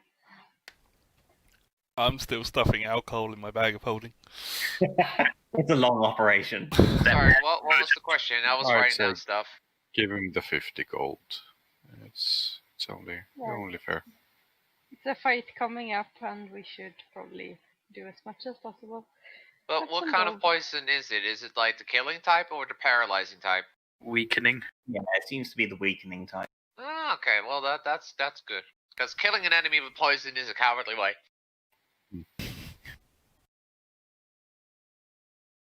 Fire, on the other hand. Set the barbarian. Amazing. Anyway, I'm starting to get hungry. It's. I mean, it has to be like past lunchtime. I mean, I think you guys are also getting sobered up now. Yeah, that's a problem. Oh, you guys are. Should we perhaps sample some of your wares, see? Sure. I open up one of the casks of ale. Okay. I You don't sort have of- a glass, so you'll just have to drink it straight from the cask. Got my traveler's mug. I mean, it's not like there's Corona.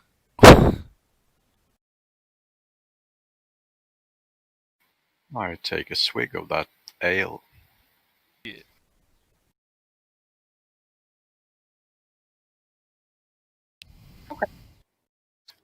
You sort of have a quick old swig of the ale.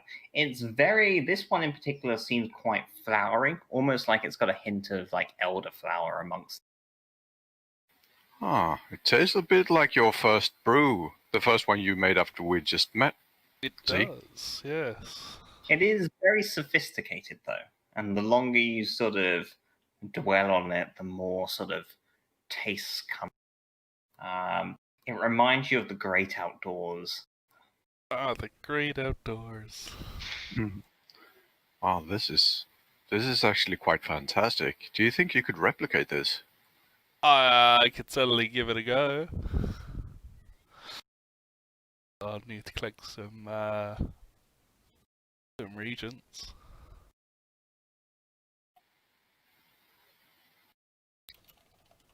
We should go eat. I could eat. I will join you. I think we all will. Okay, so just writing this up. Benjamin.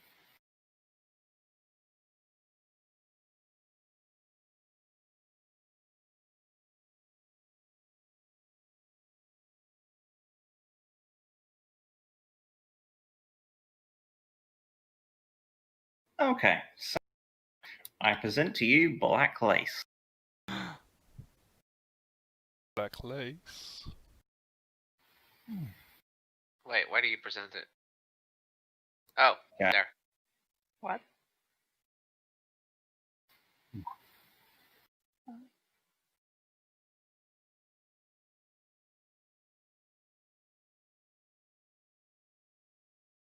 There are two people who remove 50 gold from the treasury. Did Jimmy give me or did you give me now? Oh, Linda gave you. I told Mela to give you the gold. Okay. I'll go back Are to you the made? Okay, so back to the non-shady guy. 50 gold, and an exchange is done. They hand over a parchment, and you now know how to make black lace. You give a quick scan of the reagents. It's not the easiest of things to make, but it's not completely out there. You get the impression this is probably used by a lot of underground sort of cartels and assassins guilds of that nature. Most of it seems to come down to a mixture of flora and moss and things of that nature. You think your best bet to find most of the reagents is probably a deep, dark cave, you know, somewhere where there's a bit of moisture going around and out of the way of the sun. Black lace. Okay. That's the one. I put the description in chat if you haven't seen. Mm-hmm.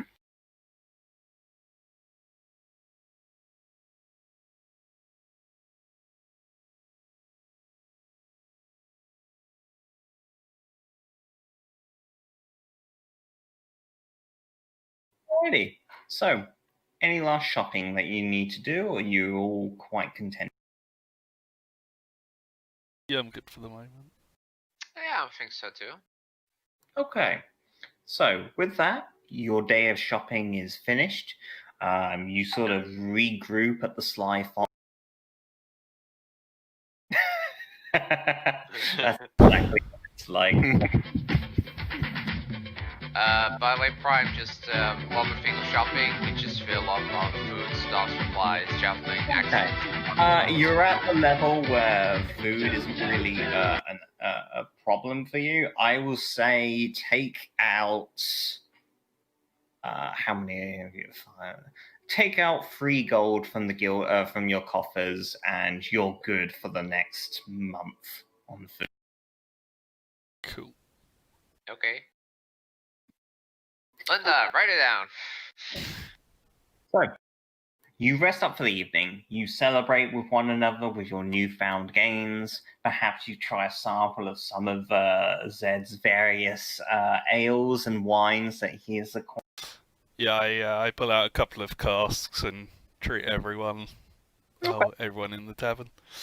Very nice. There's a bit of a you very much lift sort of the dour mood from previous. And with that, a couple of bards come in. They get an atmosphere going, and there's almost like a jubial atmosphere to it all. Okay, you take another long rest and finish off. And as the dawn sort of rises on Earth, some of you nursing a worse hangover than others. Geralt comes to you. The preparations have been made. The teleportation ritual is ready. You sit down for a hearty meal, a breakfast, perhaps the last one that you might have in a while in an establishment. And Gerald says to you, when you're ready, step on through in down. I prepared the teleportation circle. Can I bring my horse? He looks to you for a moment and says, that might be a little out of the question, I'm afraid. Oh. Didn't you guys just rent it? Yeah, but for like 5 days. It's only been 2. It's okay. We could still fit most of the other stuff down and into the other bag of holding, and maybe we could gift the rest to the tavern. That sounds good, yeah. So, Okay. so is this the part where Rogue needs like a 15-minute emotional breakdown, breakup with the horse? You were so young. It's not you, it's me. Together. I actually expected this to happen, so We knew it was just temporarily. You make your way downstairs into the tavern. You pass by what looks to be the various sort of supplies, the various sort of vats of ales and whatnot that they use to serve to store the goods that are obviously served to the customers. And in the back room, there seems to be this glowing series of runes on the ground that sort of lightly pulsate every now and then. Gerald stands expectantly, waiting for you. He gives you a bow of respect. Are we all ready? I've never taken a teleportation circle. What should we expect? Well, you might throw up for the next hour or so, but I can assure you it's perfectly safe. And I take it there'll be no conflict with the bag of holding. No, not at all. The bag of holding will be with you always and true. Will it spoil any of the alcohol? No, it's perfectly safe. Yourselves, your possessions, all of that will come through. Okay. Let us begin. Sounds good. He steps inside the circle with everyone, and with that, he sort of begins to kneel down and begin muttering this incantation. The various runes around you begin to glow and pulsate at a more rapid pace.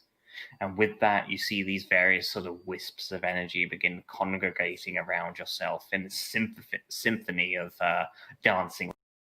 And with that, you feel almost like your stomach drops, kind of like a roller coaster, just reaching the cusp of a large incline and then begin heading on.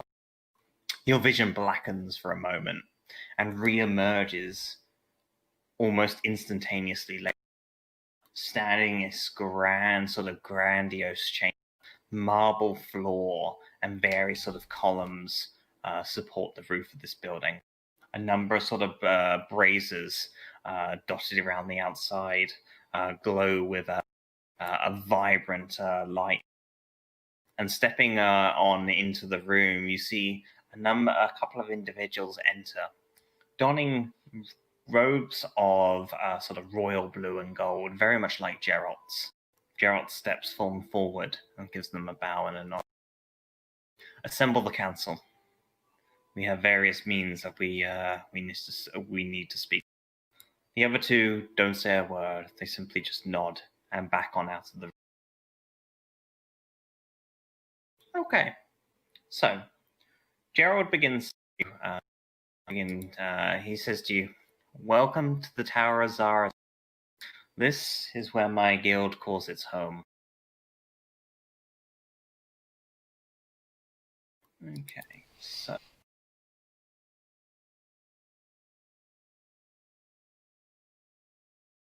the tower complex itself is a number of different floors, and it rests in sort of the lower parts of nearby mountains. You sort of reach a nearby window and look on out to a vast, sprawling field before you. It definitely is a different sort of scenery from what you've seen previously, and you get the impression you're no longer in the Imperium itself. Individuals come and go. You get the impression this tower probably holds a good couple of hundred. You also get the impression that this is very much an academic organization.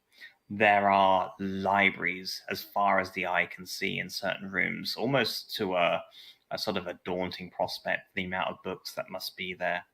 You see various sort of individuals and scholars teaching others the various schools of magic and sorcery. And all around there seems to be this resounding sort of structural respect that each show one. There are no guards, there are no fights, purely just academic individuals looking out for one another and pushing the fields of magic as they go. You sort of look on around the tower, just getting accustomed to your new surroundings for a couple of hours before two individuals arrive back to find Geralt. He turns to you all and says, "The council. We should go and see them. Tell them what they're dealing with." Right. It would be best if you join me on this. It's one thing to come out from words on the tales and the events that have unfolded. It's another entirely to come out from your own. Sounds fair. Sure. Okay. So, with that, you're brought into this grand open chamber. You see a number of individuals crowded around the exterior. You say there's a good sort of 30, 40 individuals just sort of waiting, seeing what the commotion is about. But 9 individuals line the upper level. Each of them sits upon large chairs, almost thrones, of various golds and metals. Each of them donning various sort of runes and carvings. But all of them seem to have this symbol of a golden eye resting in the center. They begin to take their seats, and silence breaks out over the chamber. One of the individuals then stands up. Okay, let's look at my notes here. Okay. You see an elven woman, very regal in dress. So this white, long flowing gown with a staff to her. She stands up and looks to you all and says, "Welcome, friends. You are in a safe place now. I have heard word of your deed, and Gerald, it is good to have you back. My name is Lady Ziliara. Sorry, Lady. I'm gonna put it in chat. Zeriara.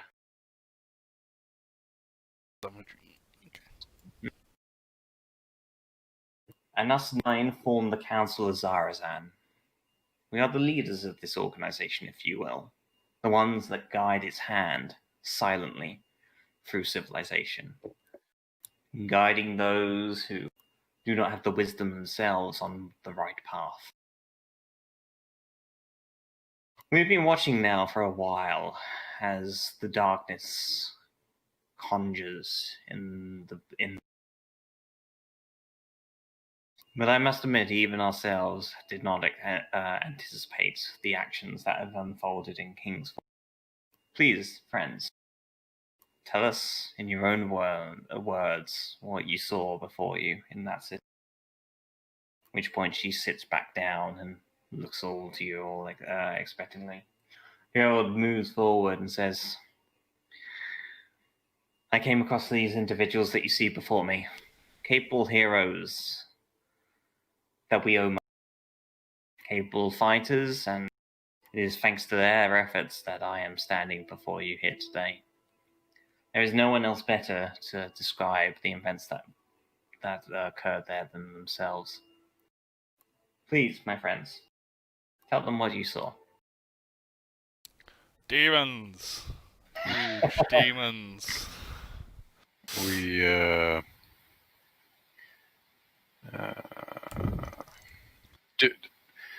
do you want us to retell, like, Prime, do you want us to retell from the beginning, or should we just say that we tell them everything? You can skim through it, but it's just sort of what you tell them, what you decide to keep. Yeah, I mean, I think we might as well just tell them where it all began for us. I mean, we met there was some trouble. We had some letters. We found some letters pointing towards an order, and then we came into this town. And we found that demons were meddling around, and they were sacrificing people. We found this doom orb, blah, blah, blah. And then we went to the capital city, found out they were having the same issue. Mm-hmm. And we tried to stop the summoning, but sadly we failed. I see. And that's how the attacks came about. Whatever happened with the meat? Did that Exactly.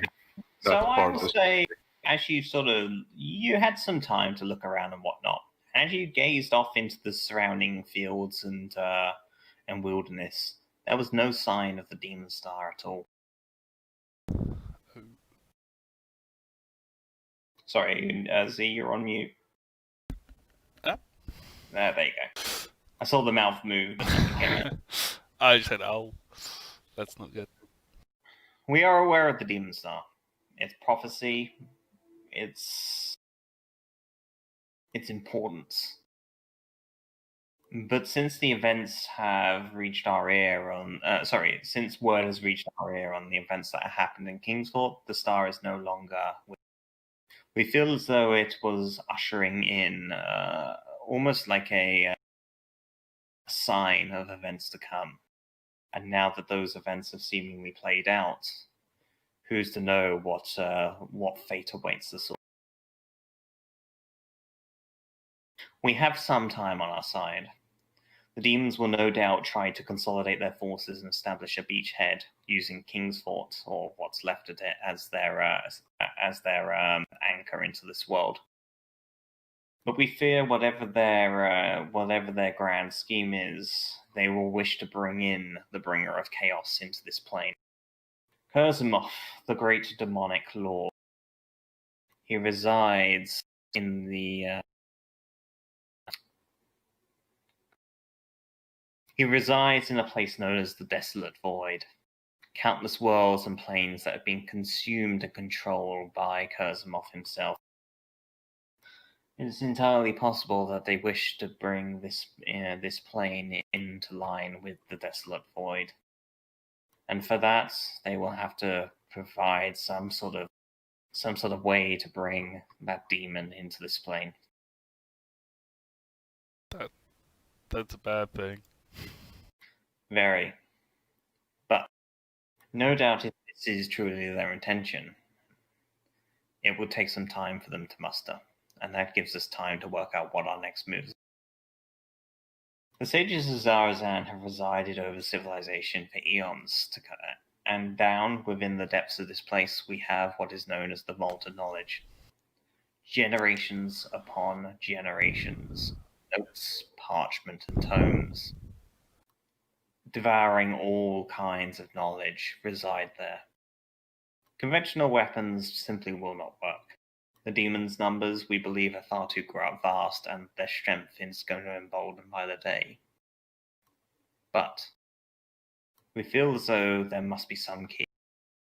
The demons and devils fought a long and bloody war before civilization as we know it took place, and there must have been some way that we were able to turn them back then, as we are hoping we'll be able to find for now.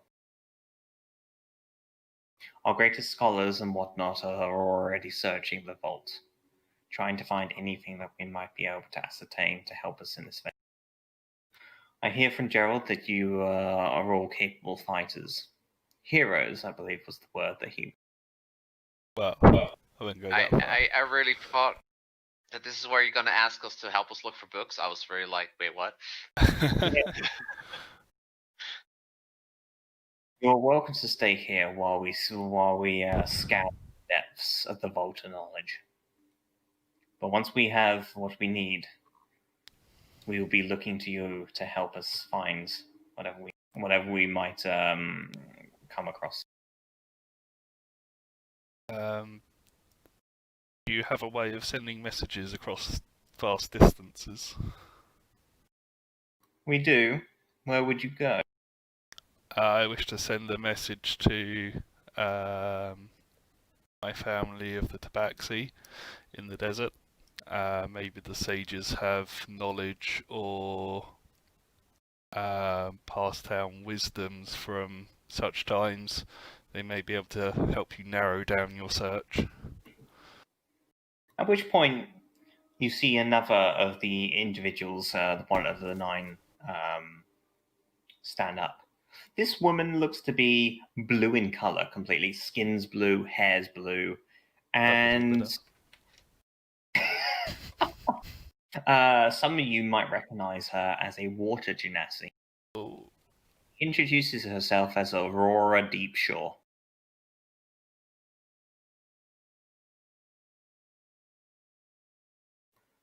I am on good terms with many of the Tabaxi.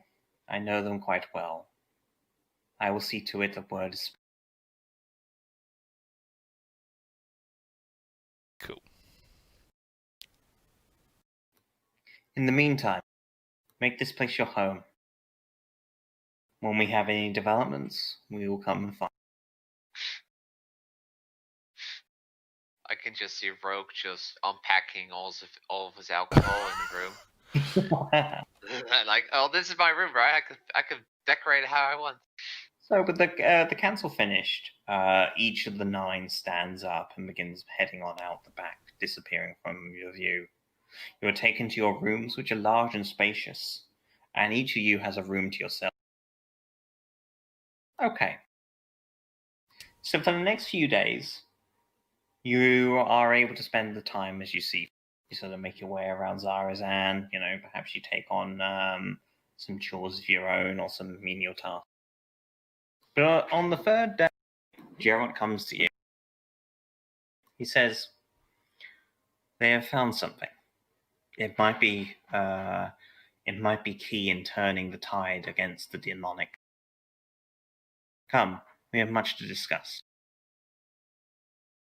Each of you is ushered into a grand library, and there, sitting at the desk, you find a number of sages, along with Lady Ziliara. You also see a human woman.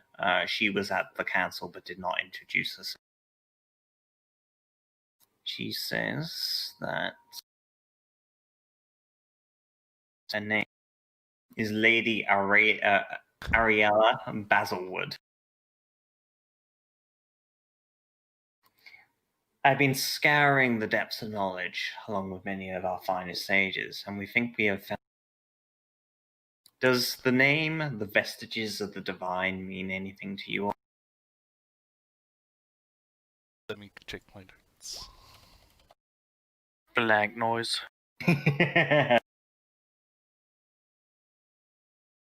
Yes, our modern boot up. So, long before civilization was formed, the devils and the demons fought a bloody war in this plane. But the gods saw too that the mortal races should be the true rulers of these planes. They bestowed onto them 14 artifacts of godly powers, known as the Vestiges of the. Wielded by heroes of old, these divine items were able to defeat the invaders and seal away their portals from which they had been using to travel to this place. After these events, many feared the power for these artifacts, and so, after much deliberation, they were scattered around the world and sealed away in now long-forgotten locations. We have found these locations. Okay, prepare for an exposition dump. Whoop whoop! I put these in Discord because, yeah, you can read them in your own time. Homework. Oh, yeah. Damn it, Prime, it's a weekend. We don't do homework. Just take that to work tomorrow. Tomorrow's the day off for you, but yeah. And since we only have D&D every other week, then the upcoming Sunday is a perfect day to just do homework.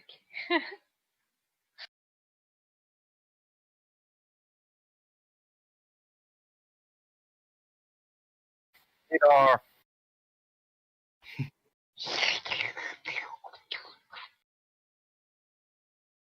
Hadar.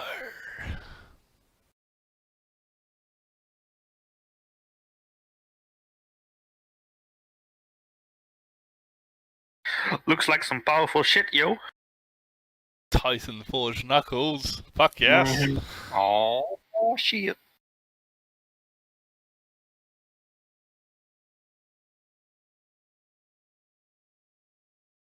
Hey, we should go after the Titan Forge Knuckles. Go meet Tabaxi friends. Stop this, Prime. My penis can only get so erect.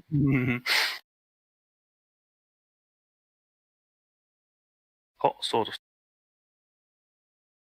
Okay, I think that's it. 1, 2, 3, 4, 5, 6, 7, 8, 9, 10, 11, 13, 14. Yes. So, you were told of 40 artifacts dotted around the world. Passages are found giving clues as to where they might be. And the sages feel comfortable that they might be able to locate those that are a bit more cryptic. The question to you, heroes, is which do you wish to find? Time is of the essence here.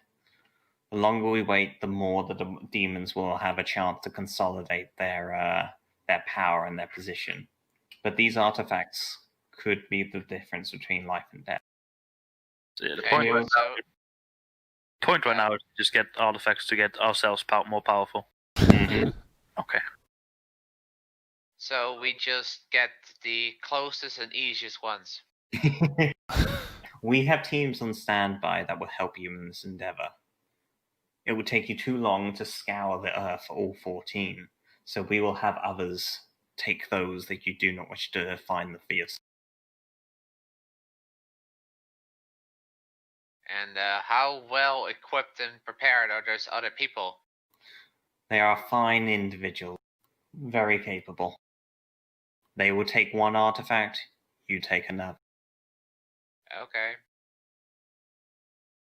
Well, guys, looks like we're doing a straw poll. What's a straw poll? It requires the internet.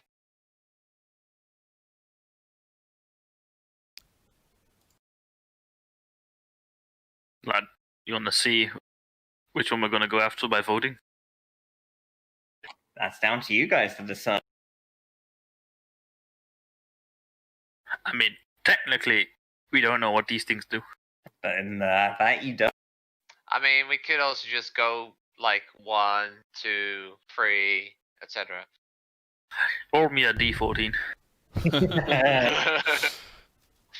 And we have Demon Breaker, the two-handed sword of righteous power. Mm-hmm. Oh, I like the sound of that one.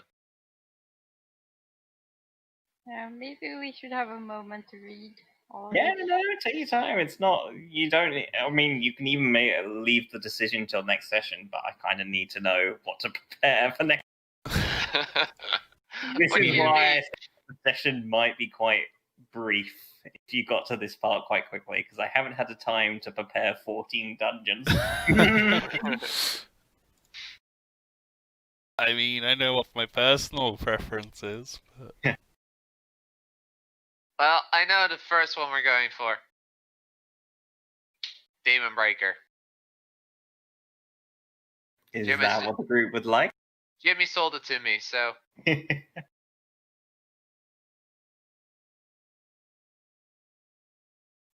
Well, I would like to read through all the descriptions. No, alright. But to be fair, I made this decision without reading off the descriptions. But I think that anything else is just not gonna come close now.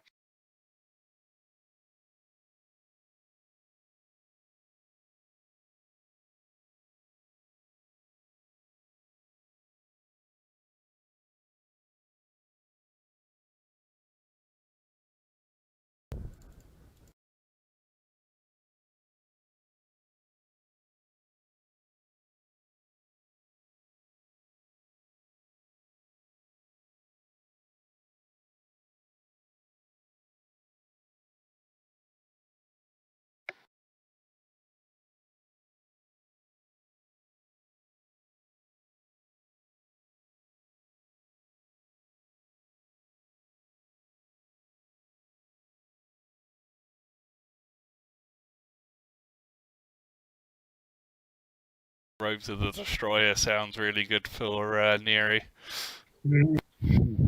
Blow up an entire fucking mountain. how many are we getting, by the way?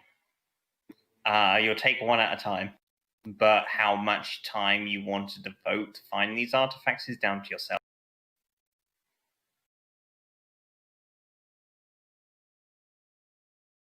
The sages of Zarazan have basically said that for each artifact you find, they will also go after one.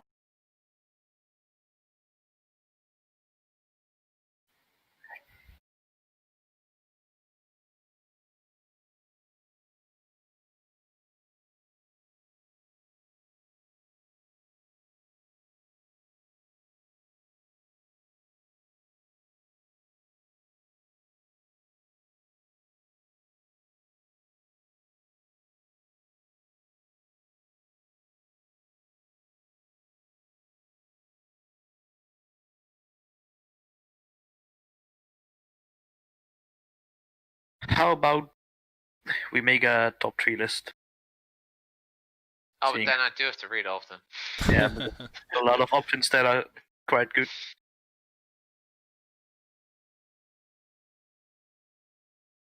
Mm,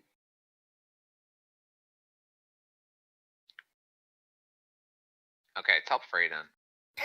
Coming in at number 3. I can just write down 3 times Demon Blade, right? You know what? You use the power of Discord and just add little smileys on which one you want to have. My That's God. actually, holy shit, Quincy, that's a good idea. Big brain time. Let's also do rankings. So, see if you can get different colors. I think you can do numbers. Oh yeah, but I was talking like gold medal, silver medal, that kind of thing. I don't know if that's possible.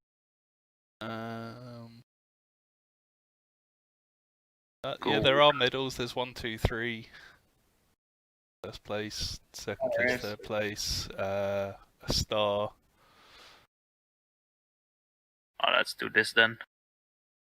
That works.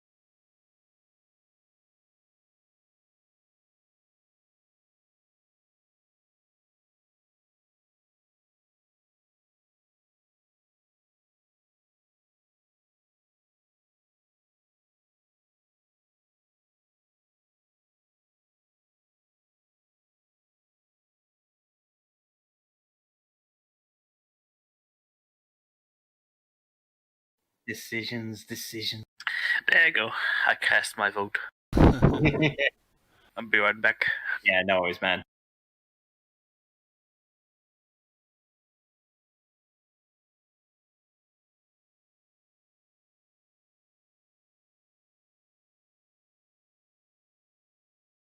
Stupid medals.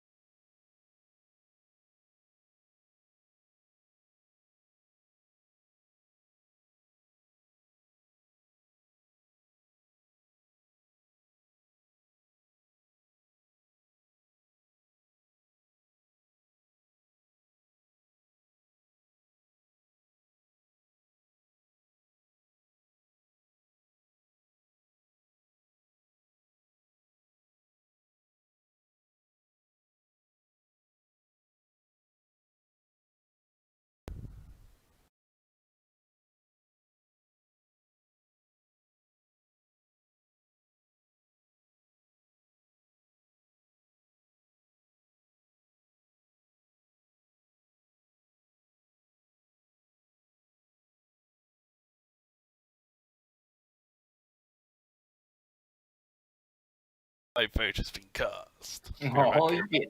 No worries, man. I am done. Oh shit.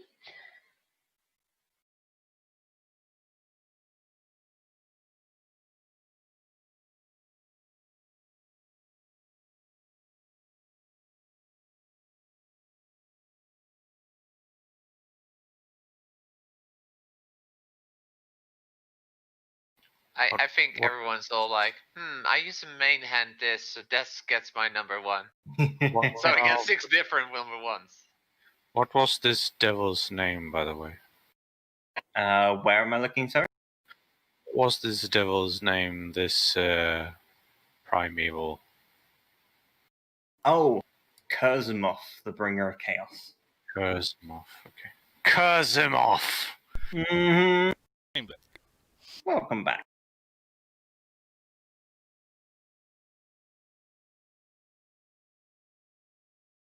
That looks like there's a clear first place.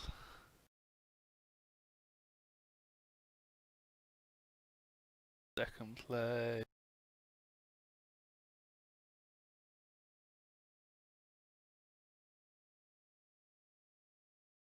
Who doesn't like to bring chaos? Yeah, true that.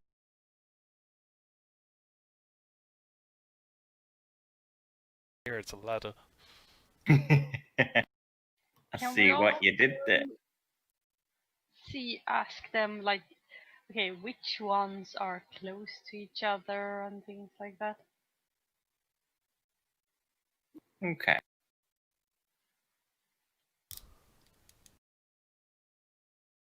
So, it looks to you for a moment and says, we have the means for teleportation, but we can let you know where things are. Let me load up the...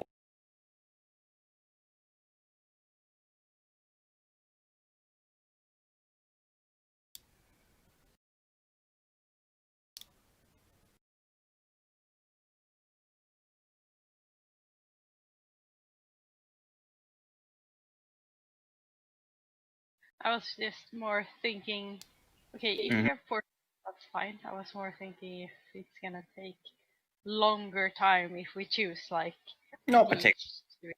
No. You have the means, with the sages behind you, you have the means of teleportating where you need to go for the most part. Looks like everyone has voted. Okay. Let's So I see. guess the only thing I need to know from you guys for next session is one, which one are you going for, and which one would you like the sages of Zarazan to? Well, if we go for one first. I'll count the votes. Well, I think the idol has won first place. Looks that way. 2 golds and 2 silvers. Yeah, that's 10 points. For Gryffindor.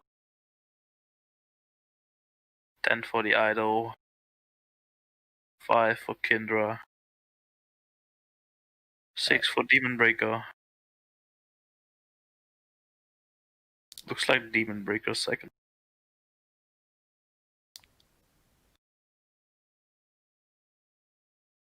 So yeah, I think we will go after the Idol of the Keeper ourselves, orders. And let the sages go after the Demon Breaker. Nice. That Because is who good gets to to know. wield the items if the sages Oh, get they'll bring them back.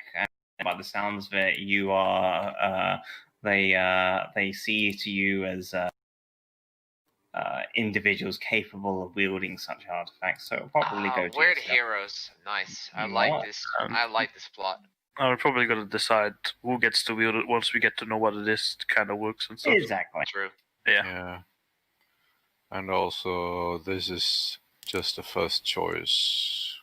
We should, if we have the time afterwards, try to get a hold of more items, I think. All depends on time. Do I that. think we should try and get as many as possible.